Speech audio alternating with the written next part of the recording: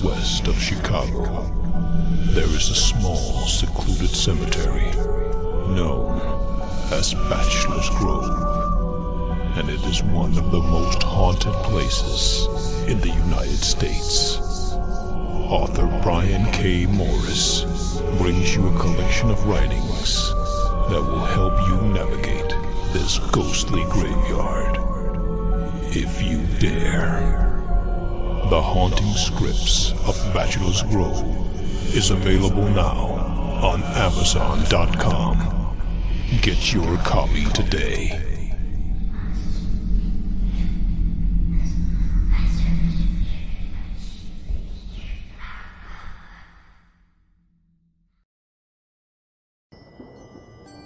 From author Brian K. Morris comes a tale of irreverent holiday horror, told with much inappropriate humor. Dr. Victor Frankenstein creates the spirit of giving himself. Ho, ho, ho!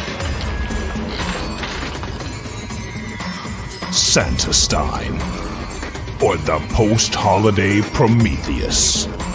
Available at Amazon.com. Get your copy today.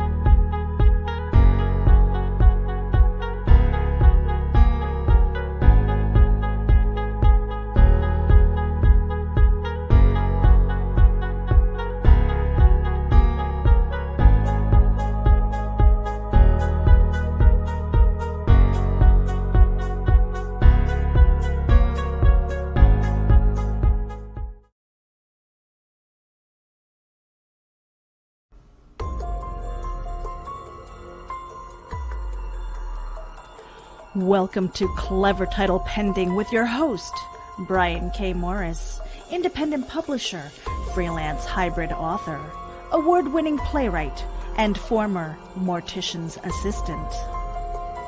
Don't send him title recommendations because Brian knows exactly what he's doing. So just sit down and look pretty as Brian K. Morris scrolls through your comments and plays with his mouse. Join him on Tuesday nights at 8 p.m. Eastern, 7 Central, for Evening Pandemonium and Moonlight Madness.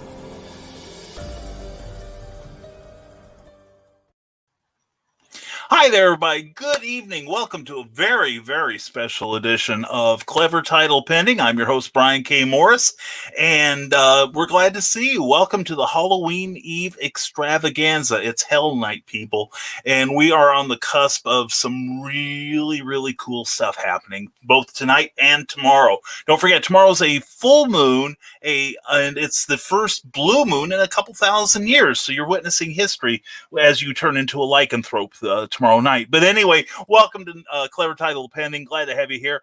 And whether you're watching us live or on the reruns, or you're listening to us on iHeartRadio, Amazon Music, or Spotify, we're glad to have you here.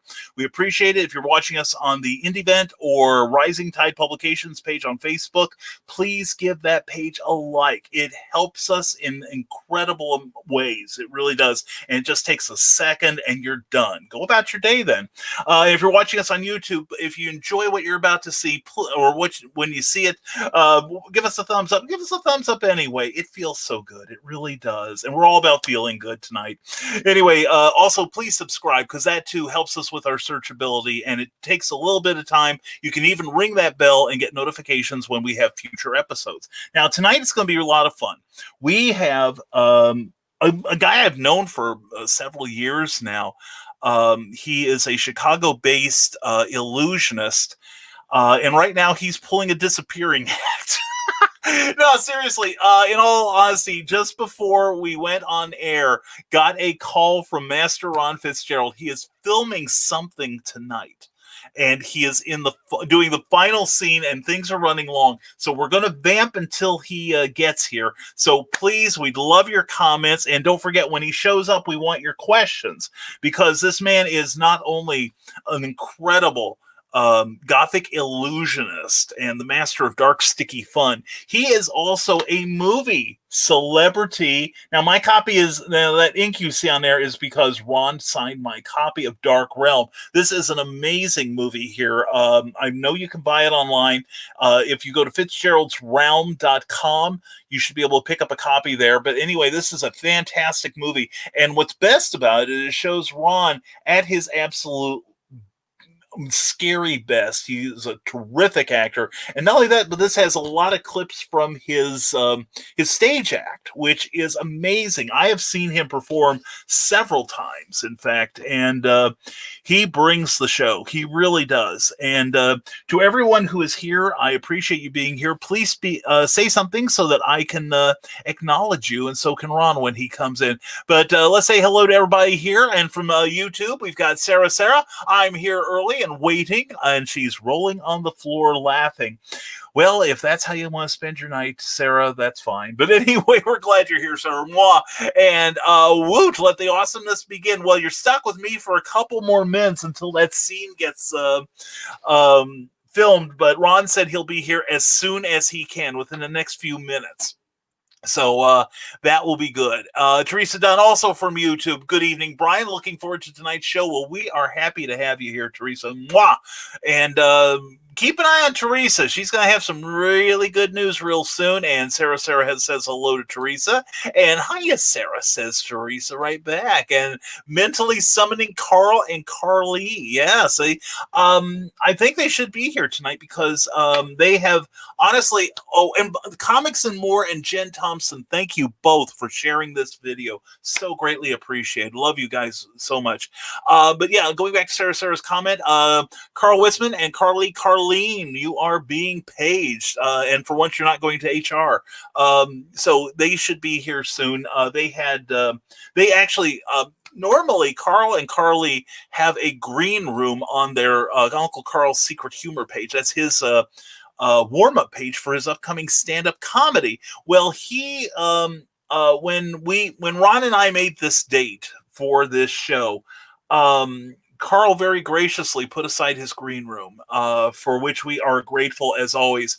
Also, we want to mention HallowCon, HallowCon.com, also here on YouTube and also here on Facebook. They are having they started about 3 p.m. this afternoon Eastern time, and they are going to be putting on a convention that is going to last until Sunday, November 1st. It is a 3-day online virtual con, and it is not going to be, we're on for a couple hours, then we're off, then we'll start up the next morning. No, they are going to be broadcasting for 49 consecutive hours. And I was part of a presentation earlier on broadcasting. I was really, really happy with that, how they turned out. And thank you to everyone that showed up. I do appreciate that. We got some incredible questions from our audience this afternoon. And Joe McKeel and his crew are still hard at it. So when you're done here, please look up HallowCon and give it a look. Also, tomorrow I want to put in a promotion before Ron gets here, that tomorrow night at this time, Ron's going to have his own Halloween extravaganza. So I definitely want everyone here, all the clever Morians, to go over to his page tomorrow night and join in the festivities. It's going to be quite a fun time. And let's get back to your comments while we're waiting for Ron to show up. And Grant Lankard says, hey, players, hey. Don't hate the player, hate the game. And Amy Hale, good evening. Mwah. Amy, looking forward to seeing you tomorrow. We are going to be having our last personal appearance of the year. We are going to be at Castle Perilous at 207 West Main in Carbondale, Illinois, at the edge of the Southern Illinois University campus. And I'll be there from 10 to 2 with animator, publisher, writer, artist Nathan Bonner, as well as my darling Cookie. Cookie will be accompanying me tomorrow, and she is She has a slight injury from work, unfortunately.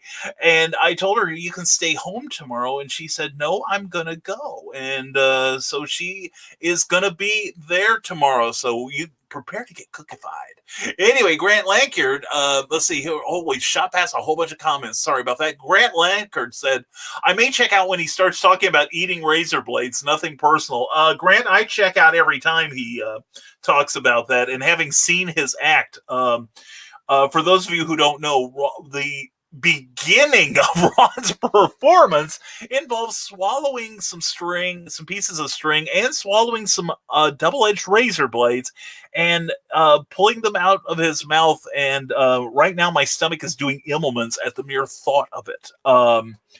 So we will not ask him to do it tonight. We may get a little naughty, we may get a little raunchy, we may definitely be. I'm pretty sure we're going to get not safe for work at any point. So brace yourselves for that, people. But anyway, Ron should be here soon. He said that he said he would. So anyway, we're just waiting for Ron to show up. But I understand that about the razor blades. But he puts on an incredible show, and I've seen him do some really adult venues, and I've seen him do all ages too. He really is mindful of his audience, and he tailors his on-stage patter to who is in the audience at the time, which I find kind of cool. And Sarah says, Master Ron better not disappear. Yeah, I hear you, but no, he said it would take 5 minutes, but I've done films before, and I know it never takes 5 minutes. And I know Ron was very concerned about being here on time, but what he was filming was taking up too much time. But I will say, if he's not here by 10 o'clock, we're all going home. But anyway, we're going to vamp. Oh, yeah, Sarah's writing down. Sarah, you ought to make like a book of all the, stupid Brian says, She's doing that this morning. I was absolutely loving it. I understand him running over the time. Yeah, it happens. And this, I got to say, this is not the first time that a guest has shown up a little bit late. We've had a couple in the past. But like I said, it's Ron, and he was not just gracious enough, but he was professional enough to let me know he's running late. And we could have delayed the show, but we chose not to. So hopefully you don't mind listening to me for a few minutes. And Candace Camilleri, good evening, Brian. Mom says hi too. Oh my gosh, mwah, to you charming ladies. Hope you're doing well. Candace Camilleri is an incredible illustrator. And she has work in an upcoming publication that I am going to be in. We're going to be in print in the same book, Candace. Pulp Reality #1, coming out around December 1st from stormgatepress.com. And it's going to be quite a good book. I am in there. Bobby Nash, Charles F. Milhouse, Candace Camilleri, Andy Shaggy Cordy will be in the second issue, and Clayton Merwin, and a whole bunch of really cool people. So please check that out. Sarah says, two of my fave people, so vamp away. Well, darling, I'm honored to be one of them, I hope. And there she is, Teal Shively. Hello, Orko. Hello, Eva Lynn. How you doing tonight, Lynn? Mwah, good to see you. Teal Shively is a very talented author. Look for her work on Amazon. She's incredible. And by the way, look for Sarah's work on what is it? RPG to Go, I believe it is. Sarah's written several top 100 lists of a spooky bent that are really quite good. And she is now a professionally published author. I'm very proud of you. Teresa Dunn, Sarah, you are good friends with Ron, aren't you? And Sarah says, yep, Teresa, a great man, indeed. And Teresa really liked the razor blade act. Sarah says, me too. I still want him to teach me. And Teresa Dunn, that would be cool. Yeah, I could just see going up in front of the church and say, hey, look what I learned this week. That should be fun. No, the razor blade trick, it's the old thing. You never ask a illusionist how the tricks are performed, how the illusions are performed. And I don't want to ask, mostly because I'm afraid he'll tell me. It may be something I can't do, and next thing I know, I'm like I'm like like you've heard of water features in gardening. I would be a blood feature. Anyway, iron razor blades. Num num. Damn it, we won't ask him to do it tonight. For shame for not asking. Well, you can ask him. You might get away with it. So, and he is great at other magic tricks, and you should hear his VM perfection. Yeah, seriously. And I bet, says Teresa Dunn. Yeah. Yeah, we're still waiting for Ron. We may run more commercials while we're waiting. I know that's exciting. But anyway, sorry folks that he is running late, but we will have him here when he shows up, and he promised we will. In fact, I'm going to run something here. I'm going to use you guys as a test here, and this is something. This will give you an idea of what Master Ron Fitzgerald is about.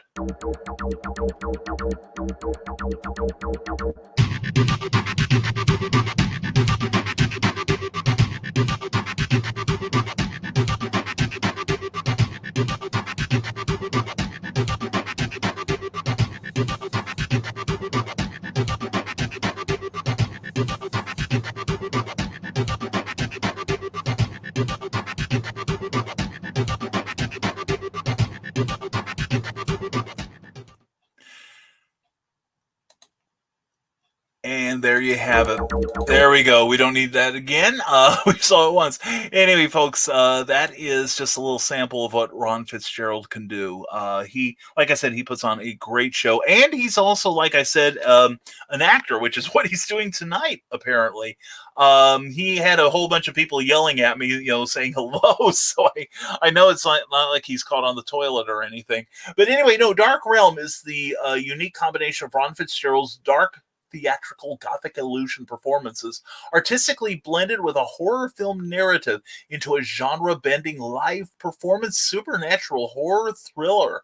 The award-winning Dark Realm tells the story of a master illusionist, Ron Fitzgerald, inspired by the occult who may actually be in league with evil forces to assure his success. His deadly secret may also bring destruction for him. His lover, Raven, played by Kaylee Williams, and everyone else in this macabre show as his manager, Price, Vincent Belancio, pushes him to continue performing as illusion and reality collide. This is a great video. I picked it up from Ron a few years ago at a show we were doing, and it's got a commentary by Vincent Belancio and Ron Fitzgerald, 2 behind-the-scenes featurettes, a blooper reel, deleted scenes trailer, and a photo gallery. It is a fine film. It really is.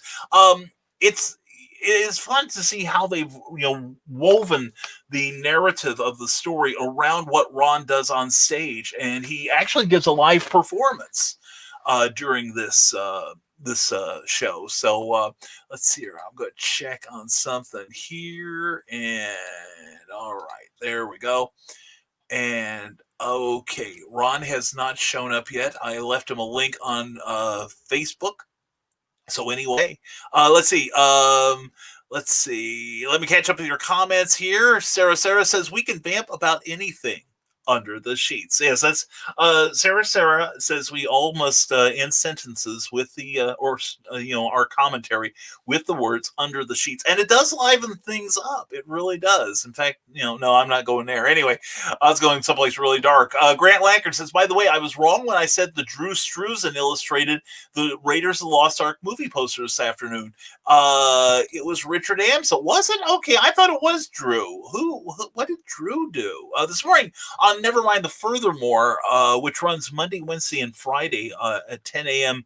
Eastern, 9 a.m. Central? We were talking about movie posters and some of our favorites, and I meant to look up the movie poster art of Frank Frazetta, because I know he did The Night They Raided Minsky's, which is a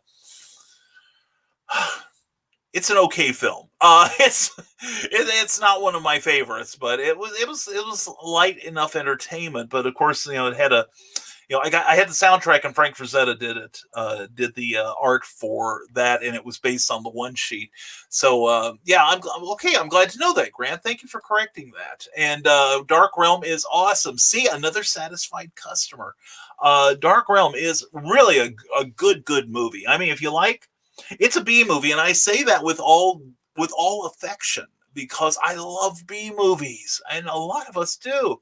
And the stuff that Ron does on stage is really, really good. And when you watch it, you will see that it's not camera trickery. It is more or less the cameras are taking like almost a journalistic point of view to the events going on stage. But they had a small intimate audience, and Ron went about his act, and it was fantastic. It really was. And there she is, Michaela Jade. Well, hello everyone. Mwah, darling, glad you're here. Master Ron Fitzgerald's running a little bit late. He is filming a scene for either tomorrow night's show or for he's doing it for tomorrow night's show. That's right, because a couple members of his troupe, a couple of his assistants won't be able to attend, and so they're filming his part, which is kind of exciting. So we are now, like I said, Ron called just before, like about 2 minutes before the show, to tell me he was running late. He had one more scene to put into the can, as they say in Hollywood. And he sends his regrets. He definitely sends his love, and he is on his way here as soon as possible. And Teresa then goes, "Hey, Michaela." And Sarah, "Hey, Michaela, drinking and dark, sticky good times tonight." That's right. Drew Struzan did Temple of Doom. Okay, well, that was a cool one sheet too. I'm glad you're keeping track of this, Grant. Seriously. Sarah says, "I bet people may not know the bald head on the poster behind you is an illustration of Ron." Yes, that's true. In fact, let me take down one of the pictures here if I can. As soon as I figure out where it is. Let's see. No, that's not it. That's not it. Logo? No. Nope, that's not it. That's not it. Nope. We're going to put that back. By the way, that's a QR code that leads to my Amazon sales page. I am an author. Please support your local indie author. And while we're at it, let's see. Now we'll do that afterwards. Yeah, here we go. Check out Fitzgerald'sRealm.com for more dark, sticky films and fun. Support indie creators. It's never been more important. Yeah, I'm trying to find out where I can move my... Oh, I see what it is. Okay, hold on here. I'm going to try something here. Yeah, there we go. All right, that's more like it. Yes, you see over here Ron Fitzgerald, and in fact, it's signed. This was an illustration done for Silver Phoenix Entertainment, which, by the way, we've been talking about for 3 years now. Ron Fitzgerald will be appearing in the next 2 issues of The Haunting Tales of Bachelor's Grove. Charles D. Moissant is going to be putting those out. He's going to have a Kickstarter campaign. So please keep an eye on this space, because we'll tell you all about it. We'd love for your help in getting that published. But yeah, that is Robert Duran, I believe, did that, and that is that's money. That hopefully will be one of the covers. You might have seen a couple of the others that I took the photograph for, featuring not just Master Ron Fitzgerald, but also Kadrolsha Carol, the real-life queen of the paranormal. We had an afternoon last year following SilCon in Mattoon, Illinois, where Ron and Kadrolsha and I met up with Philo Barnhart, the former Disney animator, as well as Charles D. Moissant, and we shot a whole bunch of pictures and had all kinds of spooky crap happen to some of us. Like time slips in my case, and malfunctioning electronics. I'm glad I didn't have a pacemaker up there. It would have been bad. So anyway, let's move that back. But anyway, yes, Ron. Actually, I will say we were going to get into it when he got here, but I am doing the scripts for Ron's stories. I think I've written like 4 or 5 of them so far. I can't remember, but because it's been quite some time. But Ron supervised the writing, and he would send back notes like, "This is not how I talk." And I was so pleased, because the last couple scripts I got, I said to him, he's like, "No, you nailed it this time." So that made me happy. But anyway, he'll talk more about the journey he's had in his illustrious and long magical career. He's not, I say he's Chicago based, but he is also He's also performed internationally, I understand. So, and he's also kind of like a mainstay on WGN TV in Chicago. So let's see, here we go. Michaela J says, I'm not sure how I feel about the sticky. I might have to bow out until the sticky part is over. I'm working hard on edits anyway. Well, we're going to keep vamping until Ron shows up, and then we'll probably leave and let him take the next 2 hours. So he gets the next shift. But anyway, no, Michaela, we're glad you're here. The sticky is the fun part. Anyway, Grant Lankard says, I'll be sipping Kraken and a cider tonight. Ooh, that's right. I forgot. I'm going to write that down because that sounds good. And we're going to go to the store on Sunday. Now, tomorrow's kind of a wash as far as shopping goes. Kraken and cider. Yeah. Now we're talking here. Okay. And I told Ron that I was actually going to come in here with an adult beverage, but actually I'm doing water. Because with Ron here, I'm going to need all my wits about me, for sure. So yeah, the Kraken and cider sounds good. I may have a little bit of that before I go to bed. And hello, everyone. Reels and Heels. Glad to see you here. 2 p.m. tomorrow on Facebook and on YouTube. You can catch Reels and Heels. If you like wrestling and if you like films, that's the place to be. They're going to have a great discussion tomorrow.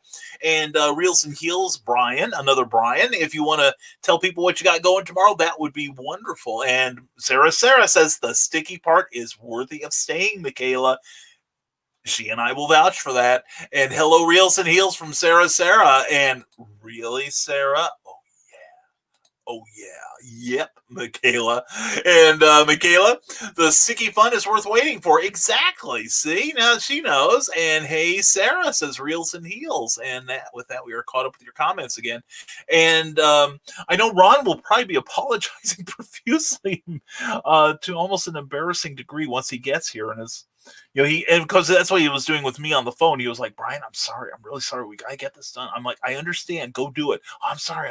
I'm really sorry. I didn't know. Yeah, I understand. Go. So these film people, I swear to God. Anyway, let's see. Here we go. Michaela says, Teresa, sticky is one of my hard limits, but I don't know if I can. Yeah, but you haven't met Ron yet. He could talk you into it. He could probably talk you into it. And Amy Hale says, Fireball makes a cinnamon eggnog. Add a little Fireball, and it's amazing. That's not only delicious, it's arousing. God, that does sound good.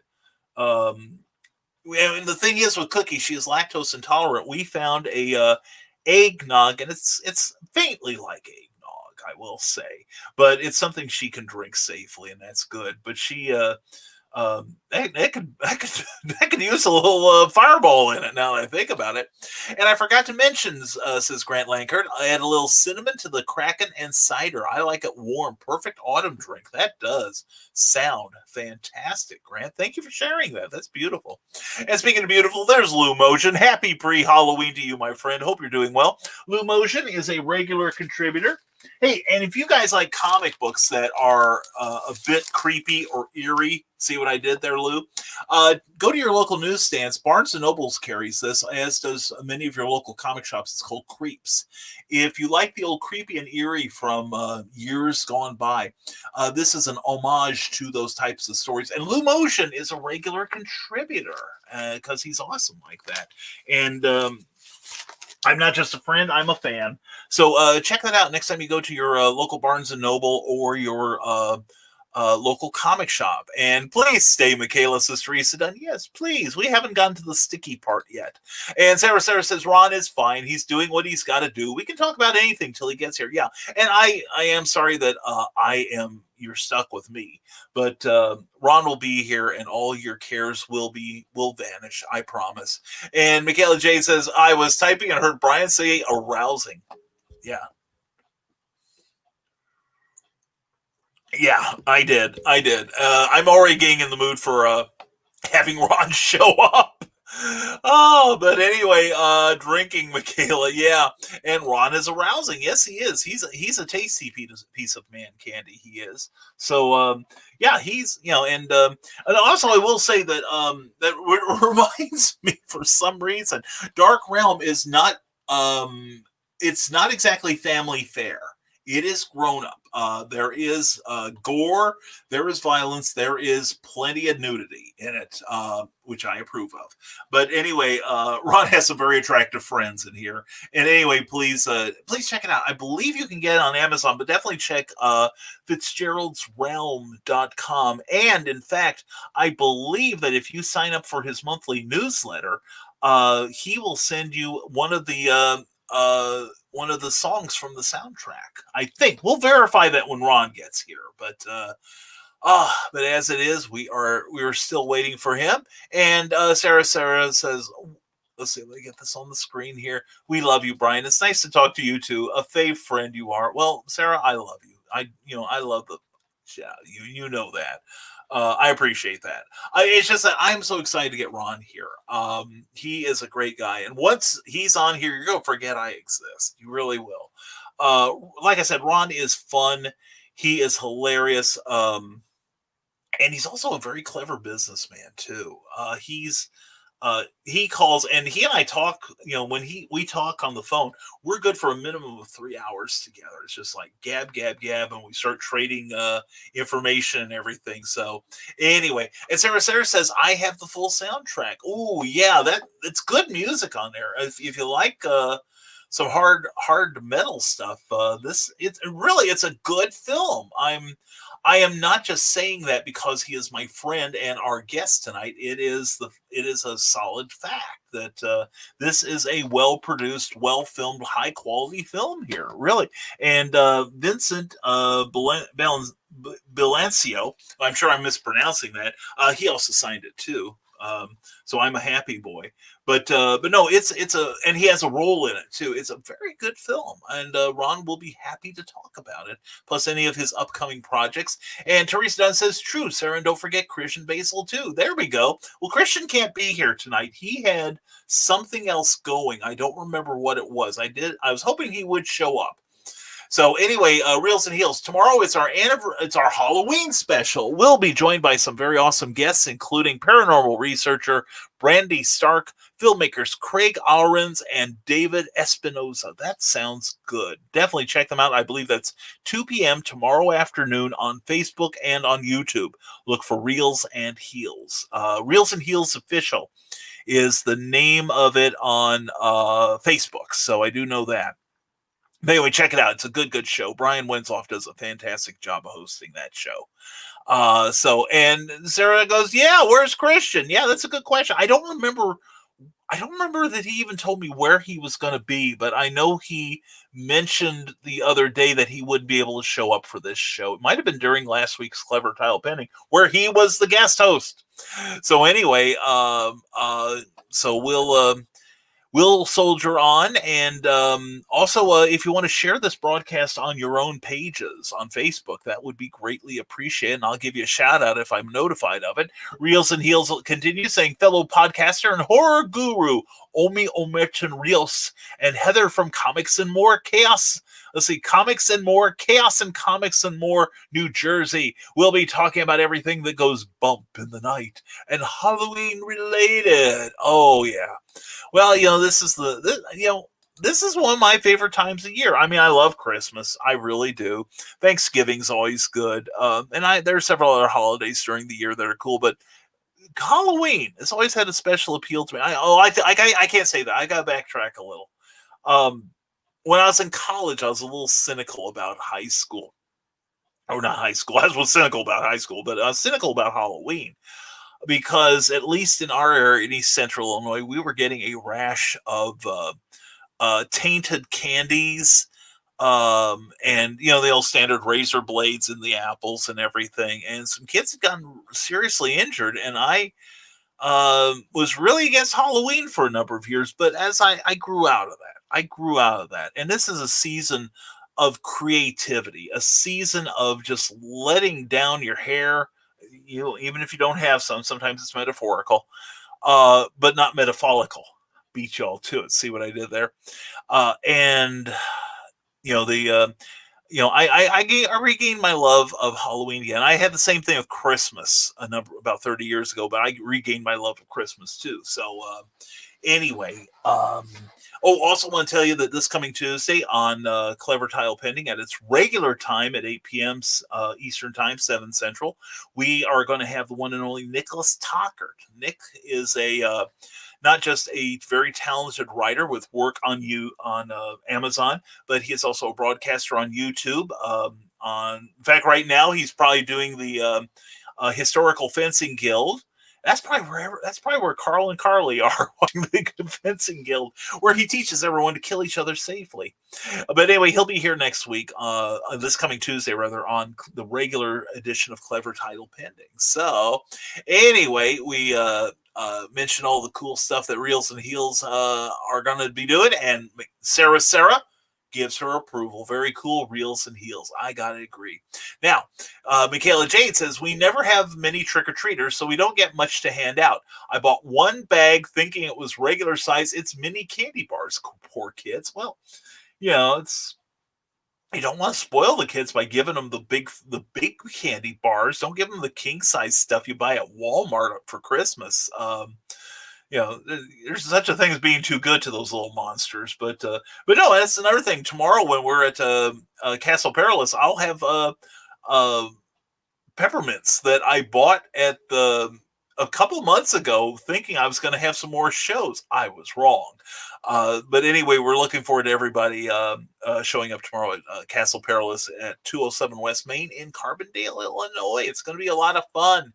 And you're going to see some people popping in, some of our writing peeps showing up. And here we go. Teresa Dunn says, speaking of paranormal activities, we have evil ghosts in our house. Really? What kind of phenomenon have you observed? Do any of the rest of you have any ghosts or ghoulies in your house? What are you doing for Halloween? Maybe that's a good question too. And yeah, Sarah's saying what I'm thinking. Michaela, more candy for you. There we go. And Michaela J says, yeah, last year we had 5 kids and I bought big candy bars. Well, those 5 kids will probably be back to your house then, man. They scored. I remember when we first moved here, and we sat in my office where we're broadcasting from here at the compound, and it looks down onto the street outside the building here, and we were watching this wonderful procession of various trick-or-treaters that looked kind of like an ant farm. People, kids and parents walking up and going only to the houses with lights on. That was kind of cool. I don't know how many of you are going to have any sort of Halloween goings on. We're probably not. I don't think we have any officially sanctioned Halloween. So, but anyway, Sarah says, nom nom, Michaela. Oh yeah, I say that around her all the time anyway. And Castle Perilous looks small. How do they host a con or signing? Well, they don't do a con, but it's a TARDIS. It's actually bigger on the inside than outside. Actually, they have a very, very economically rearranged quarters. It's not cramped. Excuse me. And I understand Nathan's going to be in one room. I'm going to be in another. And I'm going mostly to see my friends down there. I haven't been in the area in about 2 years. So there was a time about 3 years ago, I was in the Carbondale area, something like 4 times in 6 weeks. And yes, it is possible to get too much of me, as you've no doubt noticed by now, even on this show. So anyway, we decided to give them a break from having to endure me. And so tomorrow is when we break it. And we're going to show up at Castle Perilous. And again, thank you to Scott Thorne for inviting us. We are so grateful. We're going to be there bright and early, way too early. And actually, Rick Bradley says, good evening. Oh, Rick Bradley, good evening to you, sir. Look forward to see you tomorrow at Castle Perilous. And he says, yeah, Trunk or Treat has destroyed trick-or-treating, and I despise it. Yeah, I don't know that it's destroyed it. I'll just bet you there are probably some kids out right now going to houses that they know the occupants, the people inside.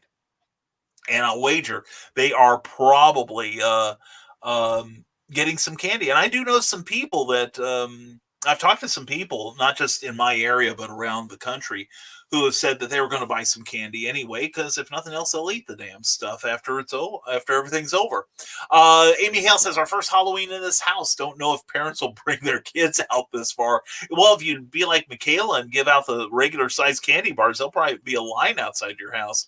And our area is having trick or treating for limited hours. Yeah.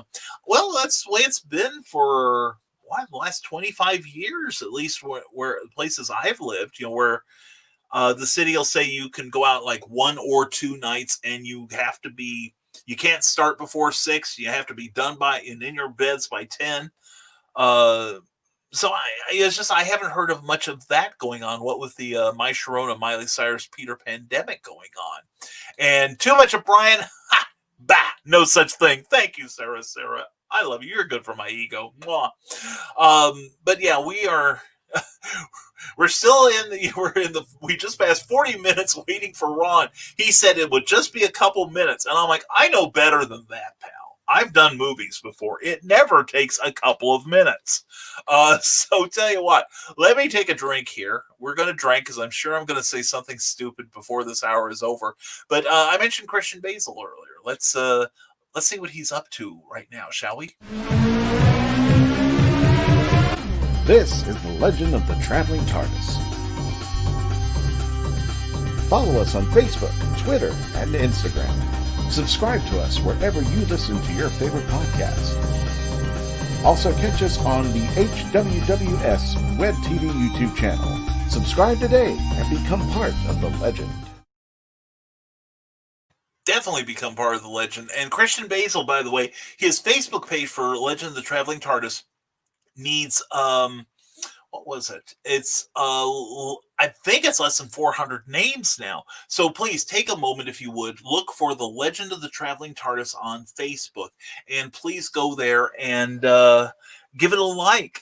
We want to see him hit 40,000 before the end of this weekend. It can be done. Now, I predicted he'd do it by Thanksgiving. So we'll see who's right here. And speaking of someone who's always right, there's Andy Shaggy Corey. Sup, Brian? Sup with you, my friend? How you doing? How's the family? How you guys handling Halloween, Andy? It's good to see you. Andy is a very talented illustrator. He and I worked together on a story featuring the old Dell character Brain Boy for Indelible, available from Amazon. Also, we worked together on Lab Rats. Yes, I happen to have a copy right here. I am honored because behind this Mark Lemieux cover, a beautiful one at that, this is Empire Comics Lab Free Comic Book Day story, and I wrote it based on a plot with some plotted by local creators. And Andy did the beautiful, beautiful illustrations for it. See? And it's got everything. It's got sorcery. It's got misplaced meat. Yes, you can take a drink, Sarah. And it has a cameo by me. And it's a beautiful, beautiful work of art from Mr. Cordy here. And anyway, looking forward to being on the road with you sometime soon, Andy. And also, Andy is the business manager and chief contributor to Empire Comics Lab's Cemetery Plots, which we will have copies of tomorrow at Castle Perilous. And we're running a special, all 3 issues. I think it's $12 for all 3, but we'll charge only $10 because we're that nice. Anyway, here we go. So anyway, Andy, it's good to have you here. And a couple of movie minutes. They take longer. Sarah, I'm thinking they do, but that's okay. We will vamp, and he's got till 10 o'clock. Oh, I apologize, and I know Ron will be apologizing when he gets here. Sorry that we couldn't have this time with him, but we may keep him here for 2 hours anyway. Okay, and it's 4 to 7 here. 4 minutes until 7. What? Your clock's way off from mine. I've got what would be a quarter till 8 your time. I'm not that far behind in the comments, okay? Michaela Jade says, across town, a friend has a very steep staircase to reach his front door. So this year he set up a PVC pipe on his handrail to slide the candy down to kids. I have heard of people doing that. That it's wrapped candy, and to maintain social distancing, they either have like a PVC pipe and just roll it down that, or like a chute of sorts, like a rain gutter, and let it slide down that way, just to maintain social distancing. Everyone stays safe. It is good. And tomorrow I will say that we will be observing social distancing. We will be wearing masks and or face shields. I will probably be wearing a face shield tomorrow to try that out, because we realized Cookie realized, rather, I should say, not me. It never occurred to me, but Cookie realized that people couldn't see my smile, and couldn't tell that I love everyone. Anyway, so yes, and we will have hand sanitizer with us. We will be as safe as we can possibly be, which is really, really important right now. We talk about this on the morning show, never mind the furthermore, about staying smart, staying safe, and that's really important. I need my clever Morians with me. And Michaela J says, I need to get a book trailer made. Michaela could talk to plasmafiregraphics.com and tell them I sent you.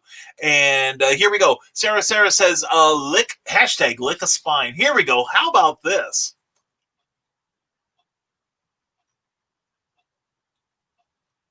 Ooh. Oh, yeah. I'll repeat that when Ron shows up. That should horrify him. Anyway, I hope that was good for you too, Sarah. And Amy Hale said, no, I mean the trick or treating is 4 to 7 p.m. Okay. I'm so used to people berating me over being behind in the comments. I thought that's like, oh, now Amy's turned on me. Anyway. Usually Christian Basil posts something like, the wrong year that I'm that far behind. I'm going to stop reading that stuff is what's going to happen. Anyway, 4 to 7. That's interesting. That's quite early.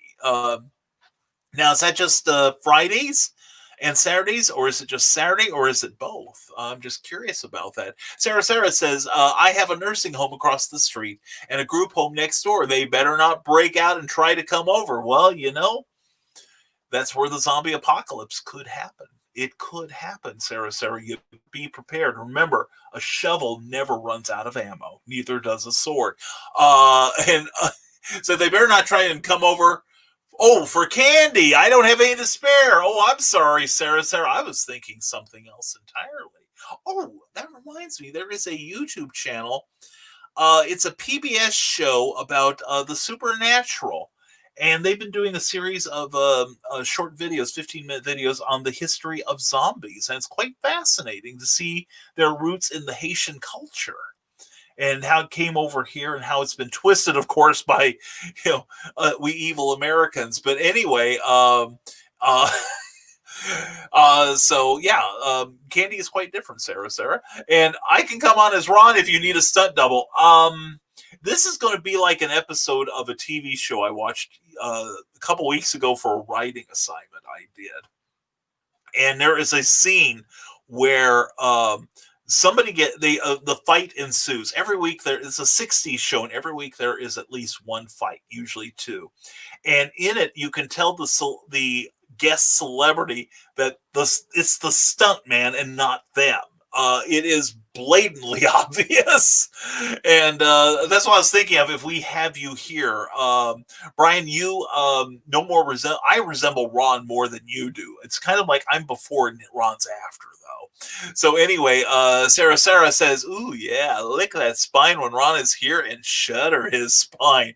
Either that or he's going to move in with me. One of the two. I can't be sure. Rick Bradley says, well, I hope you realize I will be giving out a hug to you, good sir. I'll shower first. Well, I will shower too, Rick. I trust my friends to stay safe, all right, and be smart, etc.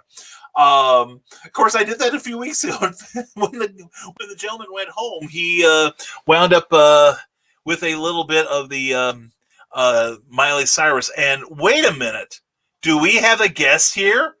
Oh my goodness! Let's add him to the stream and see who it is. Could it be? Is it? I'm going as Brian K. Morris this Halloween. Oh, Are you surprised? I You're am welcome. really surprised, dude. I saw you in the little thumbnail down there, and I'm like, holy cats, what the hell is he doing? And oh my god, this is brilliant. Oh my god, this There's is a knob on that speaker. yeah, hop Yes. on. Yeah, hop on. How are you, Ron? I am better now. We finished shooting a special piece for tomorrow night's Extreme Halloween with the lovely and multi-talented Lady India. Ooh, yeah. We did a little quick promo live a little while ago on Facebook and YouTube, and then we shot this thing, and that's why I'm late to your show. Plus, I had to get into my Brian K. Morris mode. That's true. And you look far better than the original, I will say. Oh, I don't think so. This is a pale comparison. I'm like a clone. It's like the goo that they cloned the Doctor out of. Right. Yeah. Exactly. So now it's like you're interviewing yourself, which is just, kind of wrong, and strange, and fun. It's kind of like a little bit of this. Now, I'm the one. Now, let it be said, I'm the one who started the not safe for work stuff. Okay, let's get that out of the way. So, yes, we'll get right into that. I promise you, it'll get very dark and sticky. It will. And now we've already had one person say, "I don't know about the sticky part," but we said you'll make it worth their while. Absolutely. Yes. Hell yeah.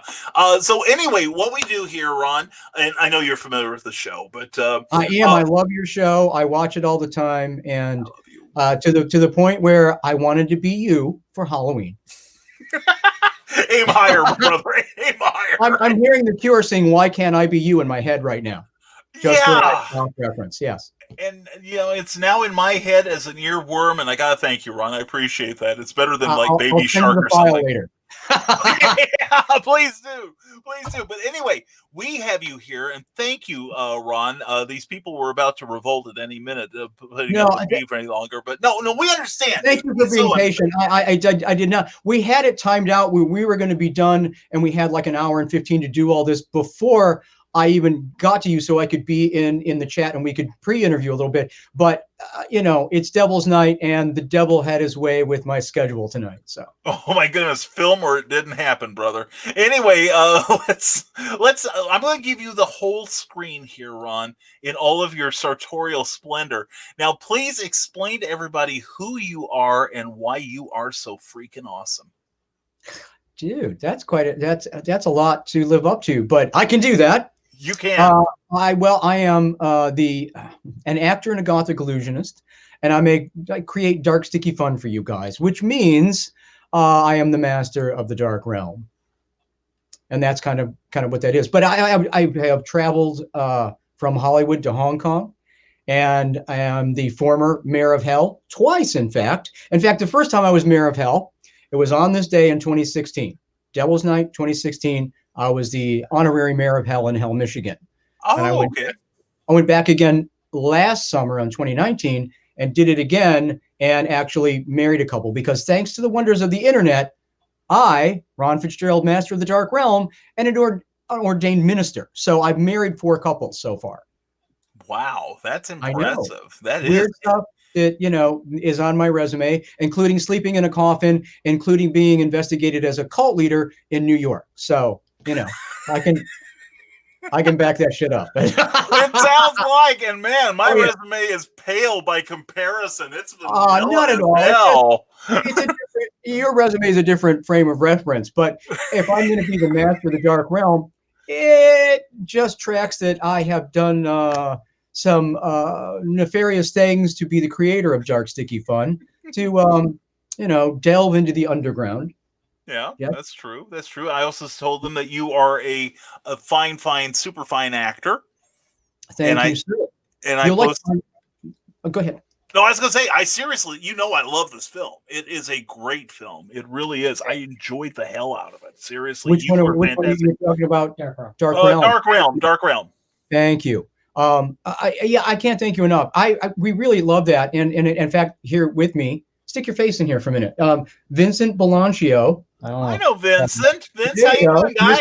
I'm good. How are you? I'm doing great. Good to see you again. Well, I know you can't see me. I can see you, though. Well, that's your problem, not mine. But anyway, I give a full screen. Stick your head in again. Vincent. Come on in here.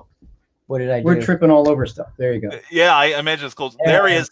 Pretty man candy there. There he is, Vincent. Thank you very much. Especially when he's got that porn stash on for Dark Realm. Oh yeah. Oh yeah, boom chicka wow wow.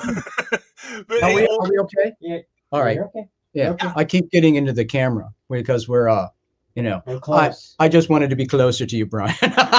oh darling, how I've longed to hear those words. Anyway, Yeah. and And speaking from of, yourself, no less. But I know. Thank you on Dark Realm. It was Vinny and I met on a movie many years before that called A Blood Gnome, which has its own infamous kind of indie horror cred because it's an indie horror movie about blood drinking little gnomes set in the BDSM underground. So, yeah, you're welcome. Written and directed by the fabulous John Lachago, who gave you Blood Gnome. Yes. Right. All right, yeah, the Citizen Kane of horror films, yeah. And that's where Vinny and I met on that production, and also Al Burke, Mr. Outrageous, who is a former pro wrestler in the 80s, turned actor, over 100 credits in movies, and is also, you would recognize him most. I think most people would. He is the biker that stands up on the plane at the end of The Wedding Singer with Adam Sandler and says, "You can't talk to Billy Idol that way." That's Al. Oh my God, that's right. Yeah. That whole 10 minutes is worth the whole film. Yeah. He's in film with us as my security guard in the movie. He is the most awesome dude ever. Well, he mimics that line in the movie. He does. So we have a little scene that mimics the scene at the end of The Wedding Singer, where there's a stage manager. She's trying to get my attention, and I'm just in there putting my eyeliner on, and I'm not paying any attention to her. And then Al comes up and hits her with his cart and says, "You can't talk to the Realm Lord that way." It's a nice throwback to the wedding. Yeah, you have to get the reference. Know it. Yeah. You have to know it's Al, who's the biker in that. So Yeah. I feel it's weird that I have to explain it, but I love telling people that that's in there because once you know it's there, it's pretty funny. It is. Oh my God, that's a riot. Now, folks out in the audience, Master Ron Fitzgerald is here. He's an actor. He is going to be in a series of comic stories written by yours truly. He is. He's got an incredible career as a Gothic illusionist. So please get your questions ready. You've been waiting for all this time for him, and he's worth waiting for. Hey, Brian, much love to you and Cookie Millie Keith. Much love back at you, hon. And so let's. Miss Monster. Hello, love. That's our girl. She's down there. She's down. Yes, she's logging in. Yeah, and she's safe. Yeah, she's safe from that storm down there. I saw her log in. Yeah, everything Vinny. for down there. Yes, she's been calling the storms. Oh yeah. Yeah, and anyway, let's see. Here we go. Let's go back to the comments here. And let's see. Everybody give me a mecha leka hi, mecha hiney ho in the comments. Yes, right now. It's Fez. I can't help it. It's the Fez. I don't know why it makes me feel like Zombie from Pee-wee's Playhouse, but there's something about the Fez. I don't know what it is. There you go. Fezzes are cool, man. You know that. And so are bow ties. Exactly. A long time ago, not everybody knows this, but I've loaded a few pictures of my long blonde hair days. And before the long blonde hair days, I looked more like Luke Skywalker from the original Star Wars trilogy. And I was in a tux and birds and bunnies. And most people can't even picture me doing that now. And I thank the goddess for that, that I've come so far from that particular version of me. It's like the Doctor regenerating over time. Yeah. Yeah. I just don't see you as a birds and bunnies kind of guy. No, well, I got to a point in my career where I had a nice, solid family show. And then I decided that was no longer interesting to me, that I wanted to entertain myself and my contemporaries and make dark, sticky fun. And it was all about, horror, sci-fi, and comic books that we're going to talk about more. And to be in comic books that written by you now geeks me out of my mind. All of my, because it was once I made that shift and went to the dark side, as they say, and started doing, what I call, like vampire magic or Gothic illusion, Gothic magic. And I was much happier then because I got to create something myself, and all the things that I loved as a kid were like, magic and comic books, superhero movies, horror, sci-fi, the paranormal, ghost stories. So I got to kind of wrap all that into, Fitzgerald's realm of magic. And when I changed that persona, which at first was very Lestat, long blonde hair and the Velvet Vampire, because that was very much kind of the goth scene at that point. And I performed a lot in clubs and in the underground, and then had my own cable TV show, which you guys can now see on my YouTube channel. Please go there and subscribe. Please subscribe to Brian's channel. Both of us, yes. seriously. Yeah, because you're going to get good stuff both of those places. But if you want to see some of those old things and see me in long blonde hair, that's in there. And then afterwards, I went to more of the Nosferatu look. If you go look at me now, I shaved head and my whole head's naked, save for my eyeliner and my mismatched eyes. So, but it was when I changed into that new persona and started to put myself out like that then directors came to me and invited me and said, would you like to be in our horror film?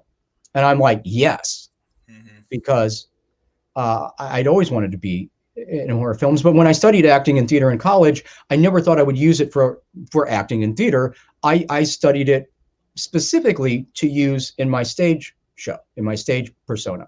Sure. So the fact that I had some acting training when they said, hey, you want to come and be in my movie? I was like, yeah. But it was the look that got me there and what I did. And then it was John Lachago brought me in for a movie with him, who I met here in Chicago, and then we continued to make it in LA. And my friend Dan Clark, who wrote and directed a movie called The Item, which actually went to Sundance. So I'm in a Sundance movie. Nice. Well, yeah. Your IMDb page is pretty damned impressive. Just looking at that thing. Thank you. I want to add a bunch of stuff to that, but it's good. And we just had a new movie. I have to talk about this. Writer and director right here in Chicago, Rob Sepulveda. Vinny and I are both in this movie as well as Dark Realm and Magus and the aforementioned Blood Gnome together. We're in something called The Devil's Canvas, and it mixes a ritual and voodoo magic and the high-end art world, like I said, by Rob Sepulveda. And that is now out streaming. You can watch that this weekend for your Devil's Night, Halloween, Day of the Dead viewing. It's on Vimeo as a pay-per-view, and it is called. You'll find the link and the poster on my Facebook page and on my Instagram. But the link you'll find right there on my Facebook page. Excellent. And speaking of his page, you'll see in the crawl down below at the bottom of your screen, Fitzgerald'sRealm.com for more dark, sticky films and fun. Support your indie creators. It's very, very important. Thank you. Yes. Oh, glad to, man. And Sarah is here as Sarah. we do. Yeah. Hello. WTF Ron. What'd she say? Oh, she likes the new look? No, she Yeah, it's I'm yeah. Well, Sarah, I had to come in and give Brian a little something special for having me on Devil's Night the night before, because you're going to be on my show tomorrow. Yes, I am. I'm looking forward to that. That's going to be a lot of fun.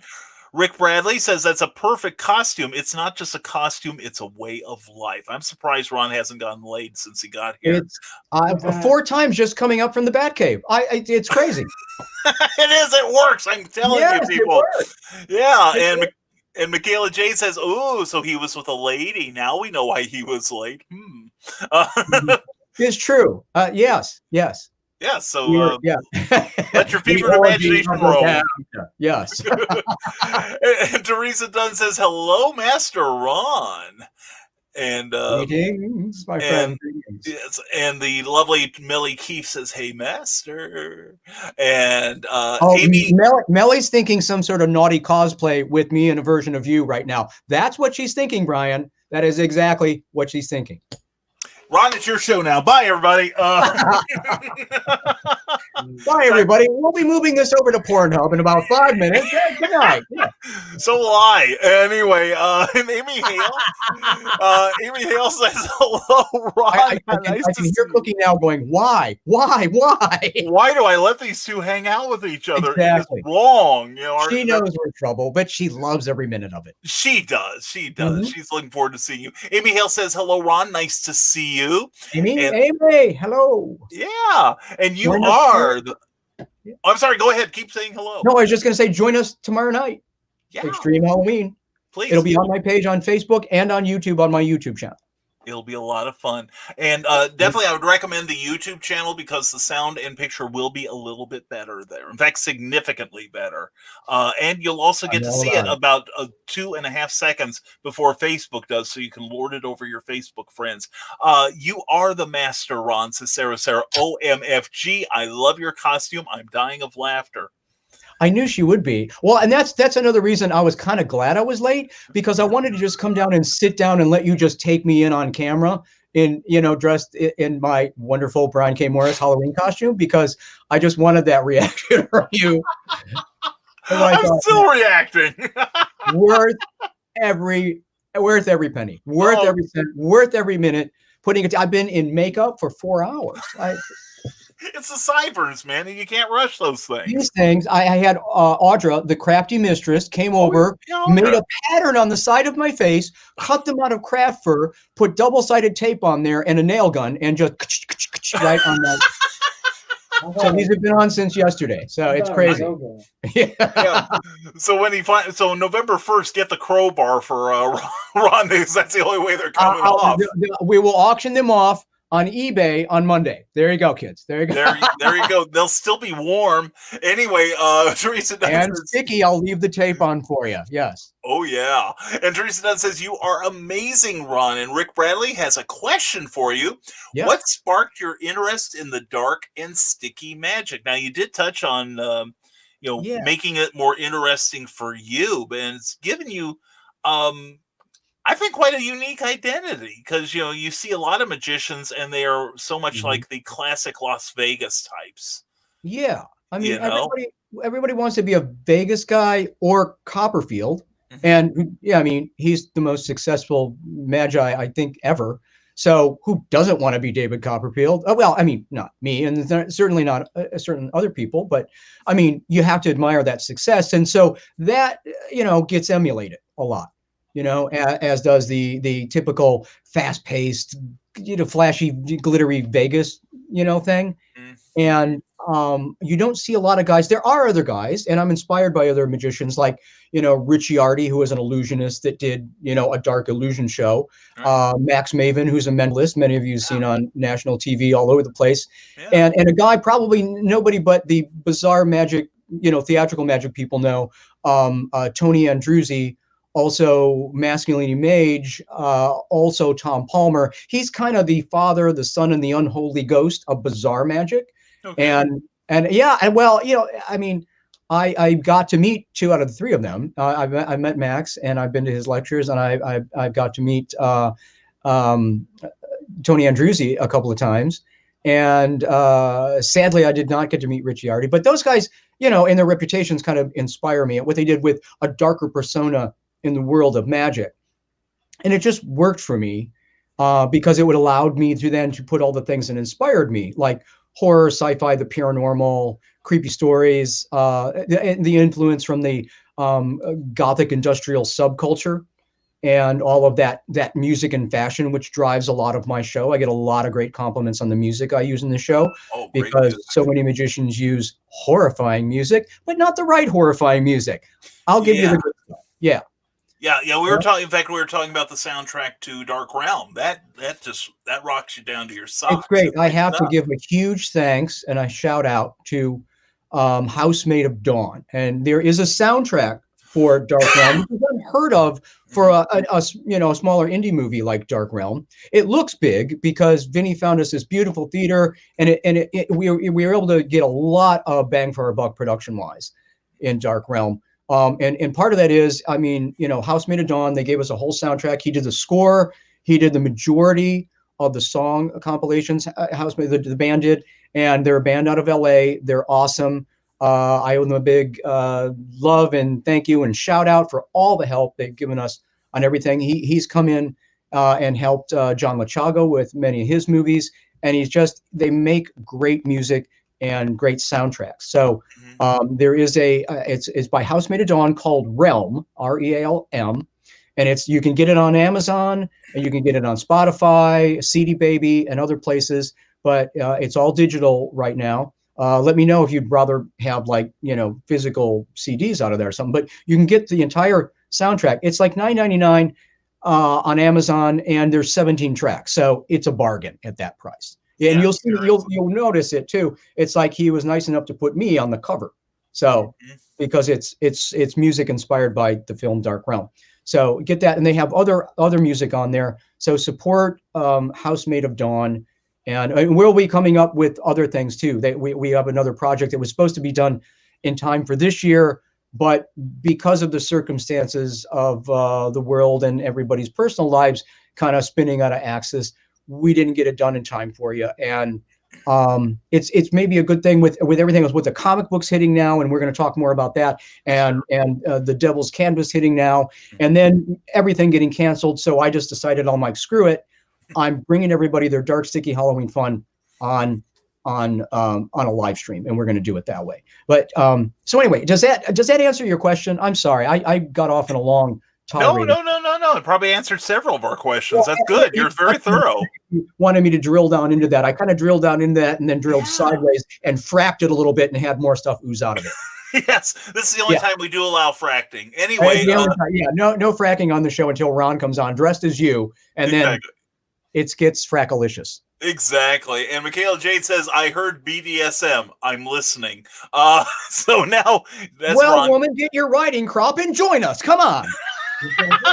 Here we go. And Trevor Hawkins says, howdy, you picked the wrong time to be here. And see, here we go. Melly Keefe is summoning up people. Penelope Brooks, Spiewak, Aisha, I'm afraid to say that. I'm afraid Alicia and Penny and okay. Yeah. Okay, good. I'm glad you can pronounce that because I'm notorious for butchering names. And Melly Keefe says, I love you all. We love you too, Melly. You're wonderful. You're our favorite monster. Here we go. Rick Bradley. Monster. Oh, we love the Melly monster. Now, Rick Bradley says, I have Halloween candy for you, woman. You know what I mean. All right, go ahead.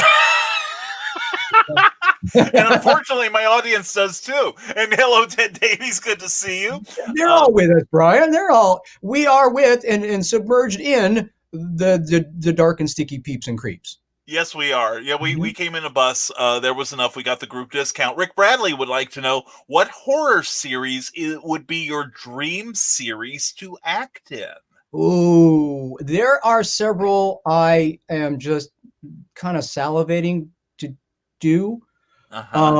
I'd love to be on American Horror Story. Oh yeah, Melly and I and so many others love that thing, and especially certain seasons but really, I like that. I like the style of it, and I would really, something that I really like, and thankfully, because Netflix canceled it moved to HBO Max. The Chilling Tales of Sabrina. Oh, yes. Oh, yeah. Well, you got Michelle Gomez from Doctor Who over there, too, and she gives the best freaking sinister, and to be able to trade lines with that woman would be a dream come true. Oh, I bet. I bet. Now, I know the one I've told several people before what I know your dream role would be. You know what I'm talking about. I think I do. Go ahead. Yeah, you want to be the Master in Doctor Who. I would be the Master. I would even be the Doctor. You'd make a great Doctor, and I want to write the Regeneration episode. You are on. Yeah, that'd be my hold of the BBC right now. I got my English accent all fired up. What do you think, everyone? Doctor, Master, Doctor, vote right now in the comments. That's right. Vote early, vote often. Right now we're in the voting mood. And this is the important one, okay? And Sarah is saying, hello, Ron. Hello, darling. No spoilers. Yes. And Reels and Heels says, hello, Ron. Who are your 5 favorite horror directors? Ooh, Vincent Bellagio. There you go. You got number 1, Vinny. You got number 1. I was going to say, you better say Vinny. John Lachago. Dan Clark, because they all employed me. Rob Sepulveda. And then I guess not strictly horror director, but I love his stuff, and I would anything to be in one of his movies. Tim Burton. Oh yeah, Tim Burton fan. Yeah, but strictly horror. Oh man, Sam Raimi, who is doing the new Doctor Strange movie. So that's freaking awesome. Yeah, the great sense of Yeah. humor and everything. That is gonna rock. Seriously. Multiverse of Madness. I'm ready to go be in that. You know, I'm practically Doctor Strange now. So I'm like, come on. They There we need some go. other supernatural weirdo in that. Hello. Ron's not doing anything after the show. Hire him. Oh, And that's Sarah right. Sarah says, yes, we take it triple X. This is my world. Welcome to it. And Rick Bradley says, moving to Pornhub, you can use my channel if you need. I mean, what's Pornhub? What? What? Huh? Wait, What? I could, yeah, they're terrible movies there. I could barely sit through them the fifth time. But anyway, Teresa Dunn wants to know, where did you first learn how to do your illusions? Where did you get your training, Ron? And what was your first illusion that you performed on stage? The first illusion I performed on stage, I was young. I was in, I forget which grade, but I was in like grade school. And I built the typical magic vanishing box. It was a big black box with stars and moons and planets and everything on it, and a big red curtain in the front. And I got in, and they pulled the curtain, and they pulled the curtain back, and I vanished, and they pull it again, and I reappeared. And I built that. I like cardboard and a little bit of lumber frame, and I made that. You know, it's just like your typical, you know, kids, you know, because at that point, magic very much was. You know, I was young, and it was still, you know, I was still influenced by that classical kind of stereotypical version of the magician: black tux, cape, red lining. Yeah. The good thing was too, because that and it was literal at first. I just kind of emulated what I knew, but I also looked at that guy in the black, you know, tux and the cape with the red lining, and said, that dude looks like Dracula. I'm in. and that was my first little inkling that I was more interested in the dark side of illusion and magic and theatrical magic. And that's, so that was there. There was a little seed of that in there always, because I was always into comic books and horror movies and things like that. And Halloween, loved going to haunts. Used to scare the crap out of my babysitters by turning, you know, my brother and I would like turn our bedroom into this little haunted house, and crap would pop out and scare them, you know. And I would pull things like, we had this dud, it looked like an M80 or something, but it was fake. It was just a roll of cardboard painted, and it had a real fuse in it. So we got her attention, and we lit the fuse, and we put it in a big glass ashtray, and she's freaking out thinking we're all going to die of glass shrapnel. And then it just goes. So we used to torture our babysitters with stuff like that. So that was our first thing. That's wholesome. You know, yeah, I mean, it is wholesome. I mean, you know, it's a good Midwestern upbringing, man. Come on, it keeps you centered. That's right. Or maybe off-centered for me. But it was amusing and shocking, and that was probably, you know, but that was in my private life. In fact, you know, after I had done the, you know, Birds and Bunny, the classic magic for so long, I had a good friend. She said to me, she's like, you're way more interesting off stage than on. And then the light went on, and I said, I got to fix that. You know, I can't walk myself out on that stage and be somebody else anymore. And that's when I said, to hell with it all. I'm going to be a freak out there. And it changed it, you know, and then it started to all, I let myself out of my cage, and then it all started to evolve out of that point. Yeah. And that's the thing I get when I see your performances, is that I can tell you're having as much fun as your audience is. Yes. You're enjoying it. Well, and I think that's infectious. I think you should be up there having fun. Yeah. You know? Yeah, exactly. It's kind of well, like somebody said to me a long time ago too, they said, look, you either have to go out there and be funny, or you have to go out there and be, you know, like stoic and serious and just do the goth music. And I'm like, no, I can do both. Thus the dark and the sticky and the fun.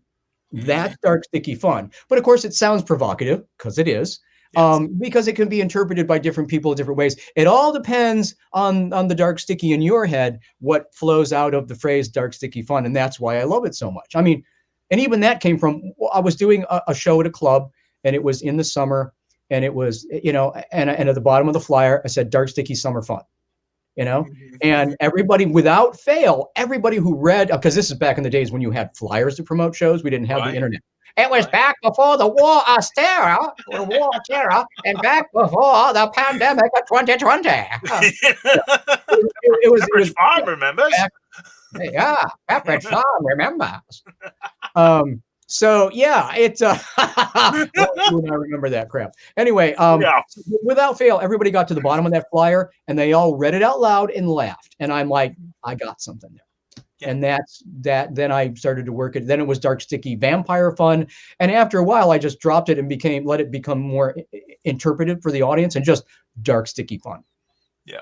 And my good friend and show producer, I used to work for him in amusement parks, Paul Osborne, the magic people will know Paul. And he was a consultant to everybody, including David Copperfield in industry. But I got to work in the shows he produced and work with him and even write some of those shows with him that we did in amusement parks all across the country, from Maine all the way down to Six Flags over Texas. And he told me, he's like, you're the only guy I know that can make a career out of dark, sticky fun. And I'm like, yes, I'm that guy. You sure as hell are. Now, Melly Keefe says, I have to get off of Facebook now. Love you guys. We lost the electricity due to Hurricane Zeta. Have to save some phone juice kisses. Mwah. Melly, stay safe, honey. Check in, all right? You are loved. And Teresa Dunn asks a question that probably every red-blooded male in this audience would like to know. Where do you find the lovely ladies as your assistants? We have a lab and we make them. Well, there are a lot of, as you can, I like scandalous women. So that's all of my lady friends. But fellow performers, people, and a lot of times I have met them through my career. For like 6 years, I hosted a show called Festival of Flesh Burlesque. It was sideshow, fetish. There's some more naughtiness for you, and in burlesque, all melded together in this awesome show that was founded and hosted. Well, kind of hosted, but more founded and produced by Miss Illinois, Rachel Hu, and she brought me in to host. So I was the long time running host and performer on that burlesque show. So a lot of these ladies, Lady India and many others, I really kind of met through the burlesque world. And some of the other people you see in Dark Realm, Red Rum, who's an amazing performer, because she's like the scariest, coolest burlesque there is out there in terms of like horror themed burlesque. And a lot of other, Cleola Vamp, Cherry's Jubilee, who's worked with me a lot. Cherry came from the world of burlesque and fetish.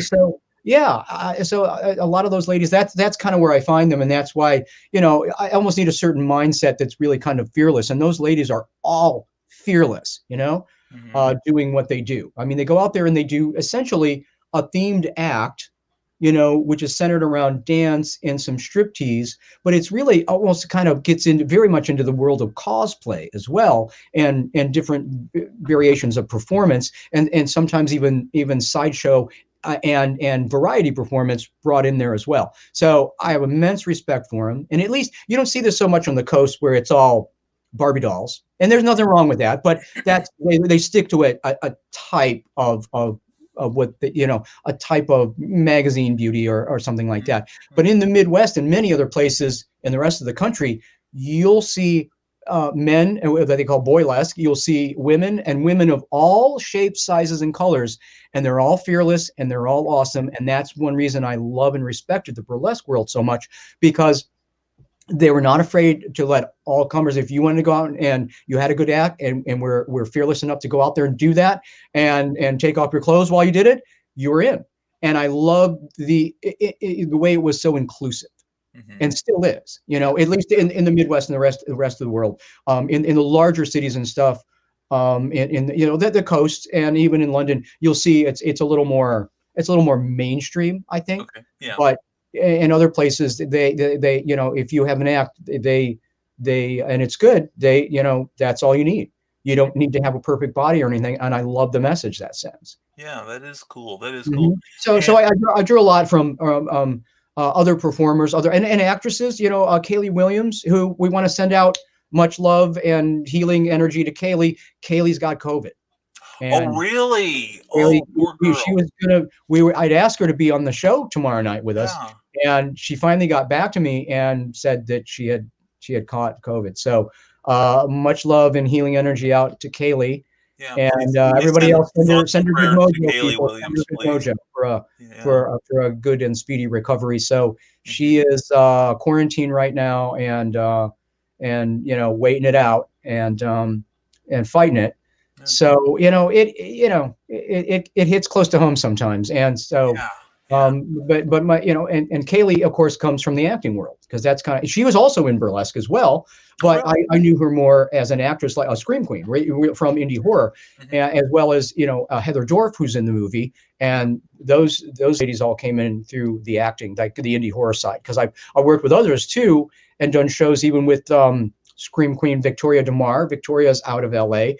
She's in a bunch of the Killjoy movies with John Lachago. And she's awesome. And at like a Fangoria Weekend of Horrors, we got to do some magic together there. So it seems like indie horror and burlesque, all those lovely scandalous ladies, they're always welcome at Fitzgerald's Realm. Yeah, imagine that. Imagine, right? Yeah, it's like, well, when you and I met, your assistant was C.O. Bast, and she was down. Yes. I'm still friends with her.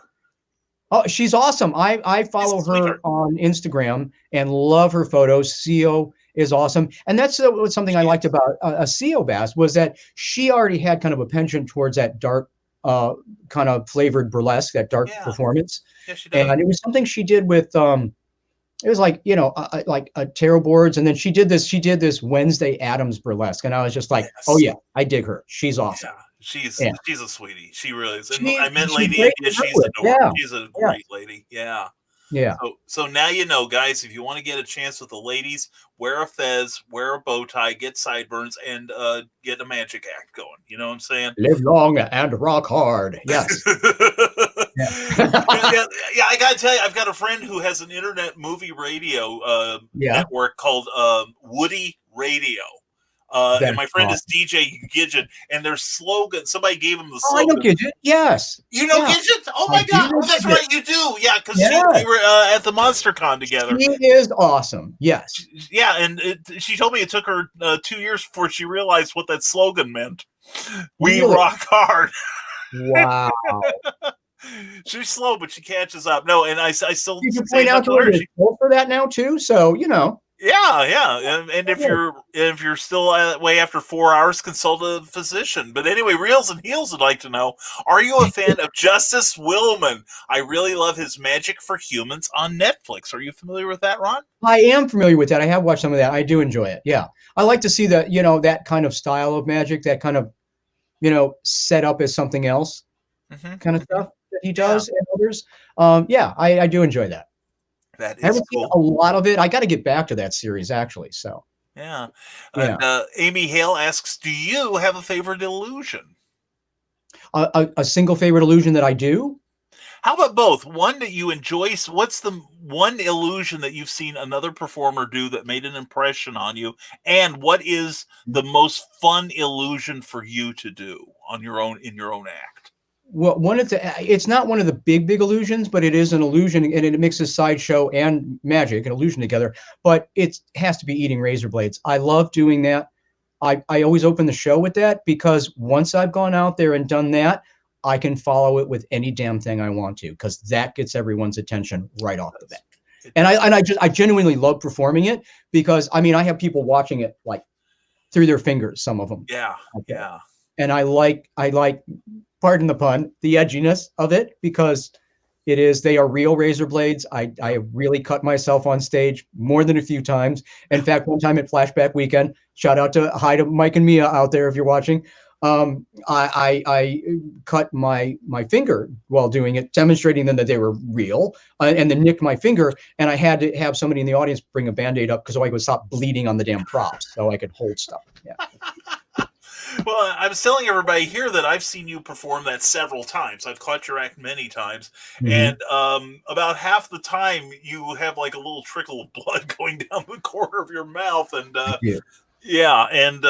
adds to the truthfulness of your performance there. And makes the weak. It thins out the herd, so to speak. You know, the people racing for the restrooms. You know. Well, it does, and it really sets me apart in the world of magic too. There's only a few people that do that and really do it well. I mean, I've seen a guy sit down in a business suit and do it like it was, candy corn, and I'm like, there's no drama in it. There's no spooky fun. There's nothing scary about that at all. When you make it look like it's a lollipop, I'm like, I'm like, give me blood, give me horror, chop some stuff up. Let's freak some people out and play some good music while we do it. And that's exactly what you get. You'll see it tomorrow night in the show. You'll see it in Dark Realm if you want to see it before then, which is also, if you want the DVD, there's a collector DVD on my website, fitzgeraldrealm.com. If you want to watch it tonight and part of your pre-Halloween viewing, catch us on Amazon, Dark Realm on Amazon in the US and the UK. Definitely. Now, while we have an opportunity, since you brought that up, tell everyone about the special you're doing tomorrow night for Halloween night. Tomorrow night, Extreme Halloween, Ron Fitzgerald's Extreme Halloween. It's a little bit like my old cable show, and the fact that the way it's structured, you're getting a lot of different segments and things like that. We're going to throw it to some recorded segments. We're doing a lot of it live. There's going to be interactive magic with you, the audience. And so it's very modern. It's like a modern streaming version of my old cable show, which I've been adding to my YouTube channel. And it's really fun for me that way, because since I've been revisiting it as Vinny and I prepare them and get them up on YouTube for you to watch, it's really inspired me to want to do this in this way again. Plus the fact that everybody's Halloween got wrecked. The haunts are closed, the clubs are closed, the bars are closed, so many events out. All of my stuff that was big and live got canceled, and there's some private shows that are happening, but I haven't really been participating in much of those. I'm doing more virtual stuff right now, and will be for the run of this damn thing, which is fine. It's good. I can still serve my audience and get them dark sticky fun, but that's really what I wanted to do, was give the big kids, because there's a limited trick or treat out there, but the big kids didn't have much to do. So I'm like, here you go. I wanted to come back and really give something to my audience and let everybody have, the dark, sticky fun and magic and vampires and all that crazy stuff that in a way that only I can offer them. So that's why I decided to do it. And there's no paywall. I mean, we're totally PBSing this thing. So there was a suggested ticket donation price of $6.66 just to keep it dark and sticky and spooky for you.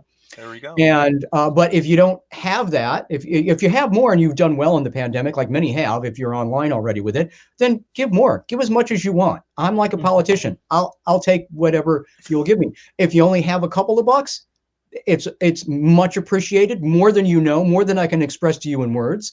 I have to feed Vinny French bread pizza, so I'm going to need more of that, and chips and salsa. He likes that too. And then if you don't have anything at all, doing it that way, PBS style, you're fine. Just come and join us. I don't, it doesn't matter if you have been hurt, like so many people in the performing and service industry have been. You don't owe anybody a dime. Come and enjoy the damn show. You are more than welcome. Please be there. So I'll take all comers, as they say. And I know that sounds provocative too, but I'll take them all. And there is a PayPal link. It's paypal.me/Fitzgerald's Realm, all no punctuation, all lowercase. And there's a link that's on my Facebook page right now, and it'll be up again later. And you can donate via PayPal right online, safe, secure, and at your discretion, whatever you want to do, or however you value your dark, sticky Halloween fun we're bringing to you. But it's meant for everybody. It is really meant for everybody, and that's why I wanted to do it. So I'm thrilled to be able to have the technology to bring this to everybody, just like you and your awesome podcast. You're on there all the time. And in fact, I've been talking to this man, Brian, about how to use StreamYard and the technology. So thank you for all your help in helping us make this happen for everyone. You're welcome. And as we talk about these things, I'm learning more about StreamYard all the time. In fact, I want to show you a trick I learned just recently. We played this earlier, and here, see? And we have the screen there, and we're going to launch this. Oh, yeah. We know that handsome guy.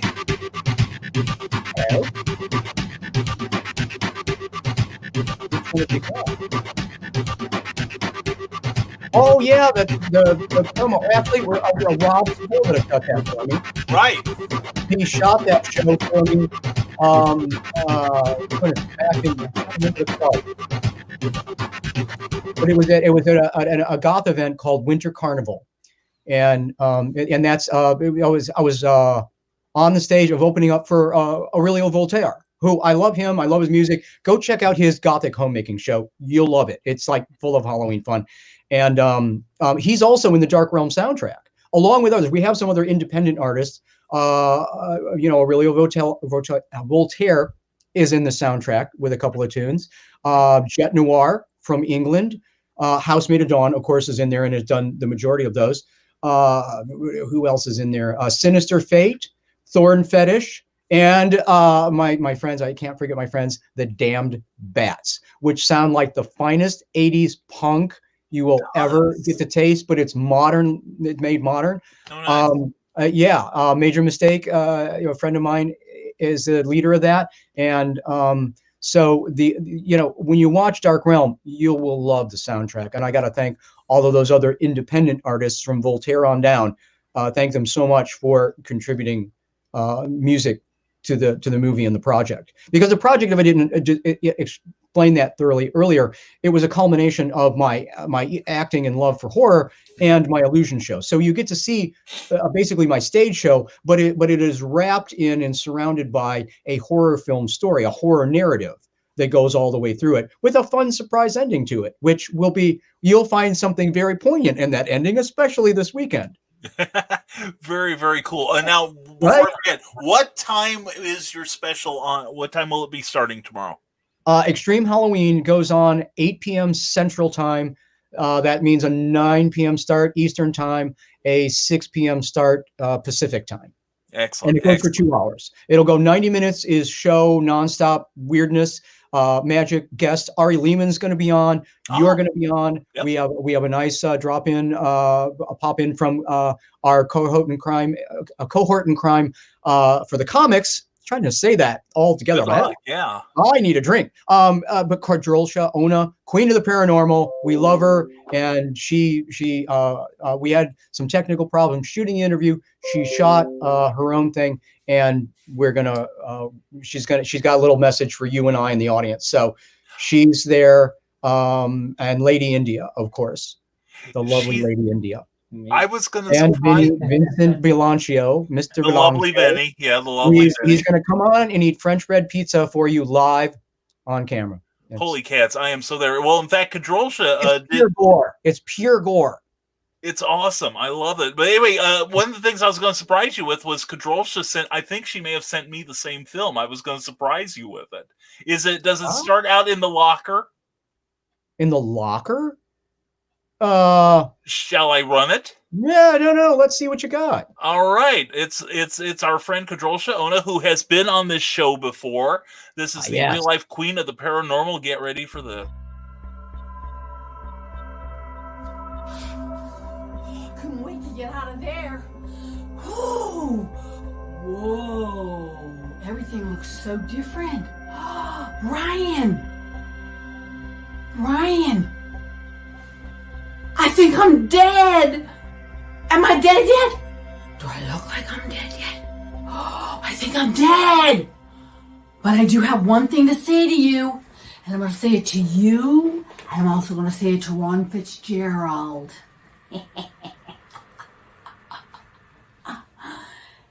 Happy Halloween, sweethearts. This is Kadrolsha Ona, Queen of the Paranormal.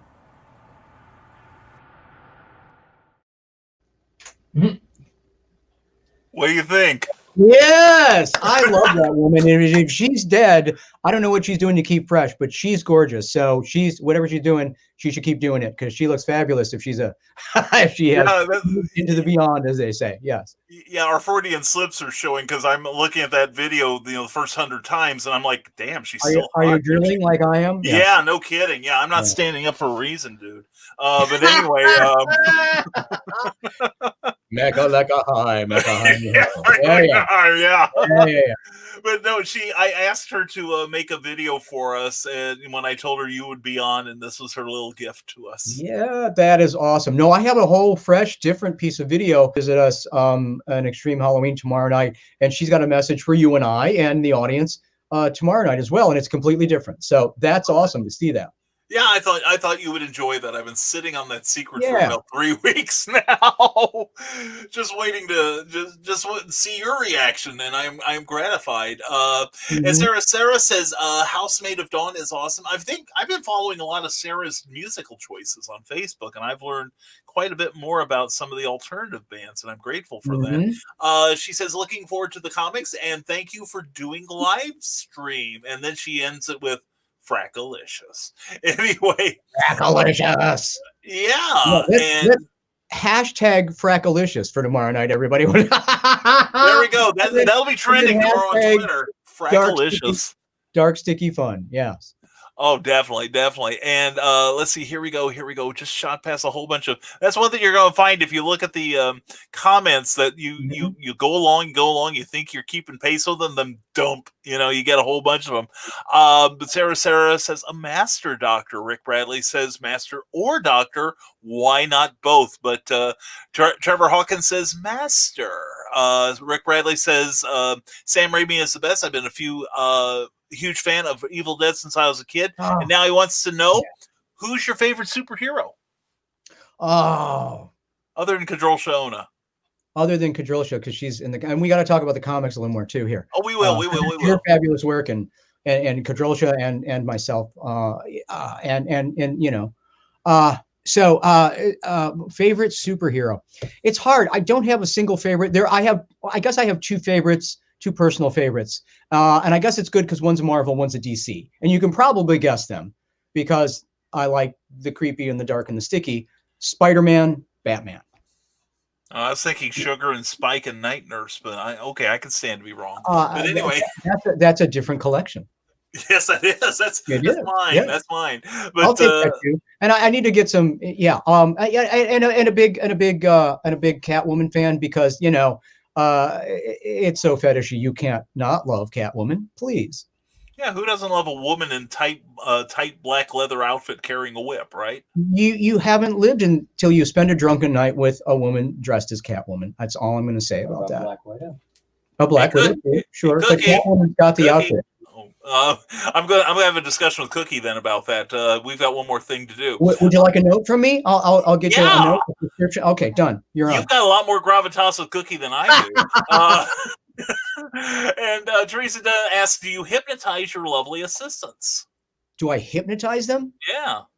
I have seen some magicians where before they do a gag, where they,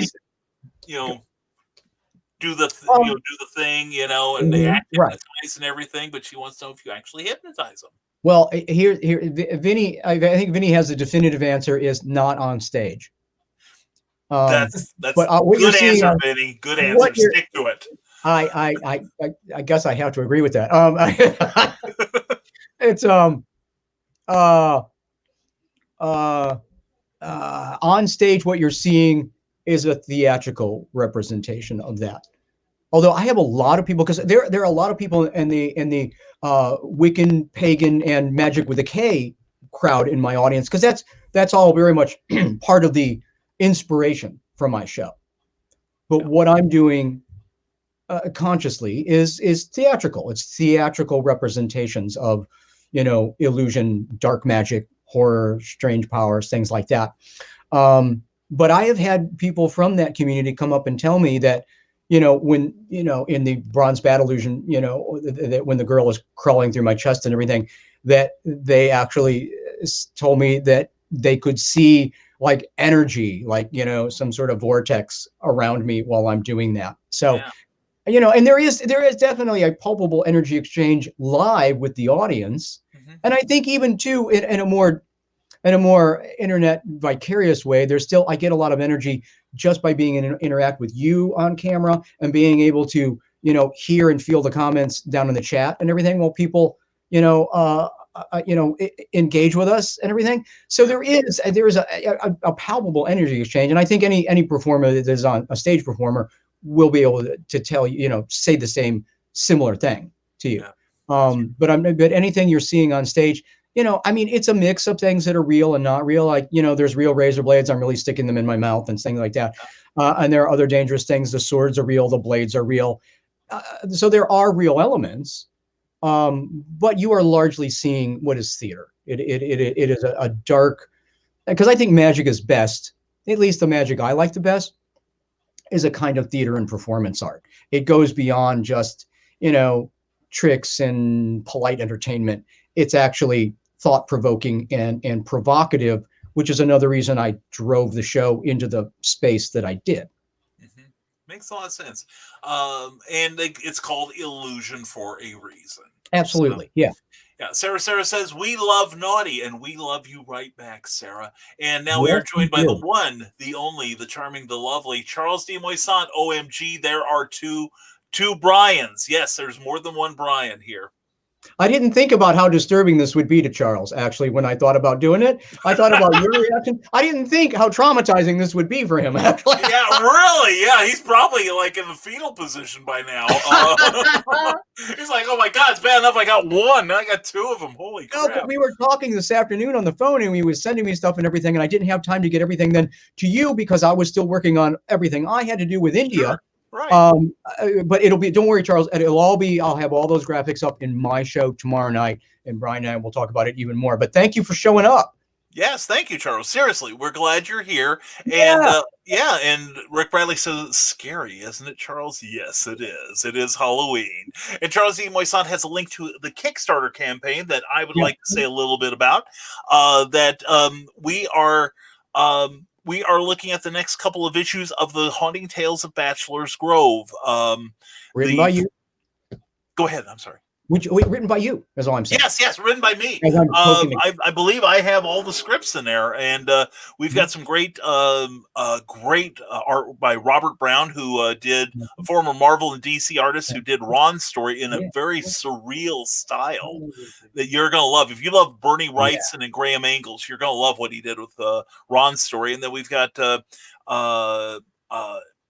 Claudio. I used to know him as Claudio Cordero. He just changed his name, and he's doing some work. He's done some work with Charles before, and I'm excited to see that.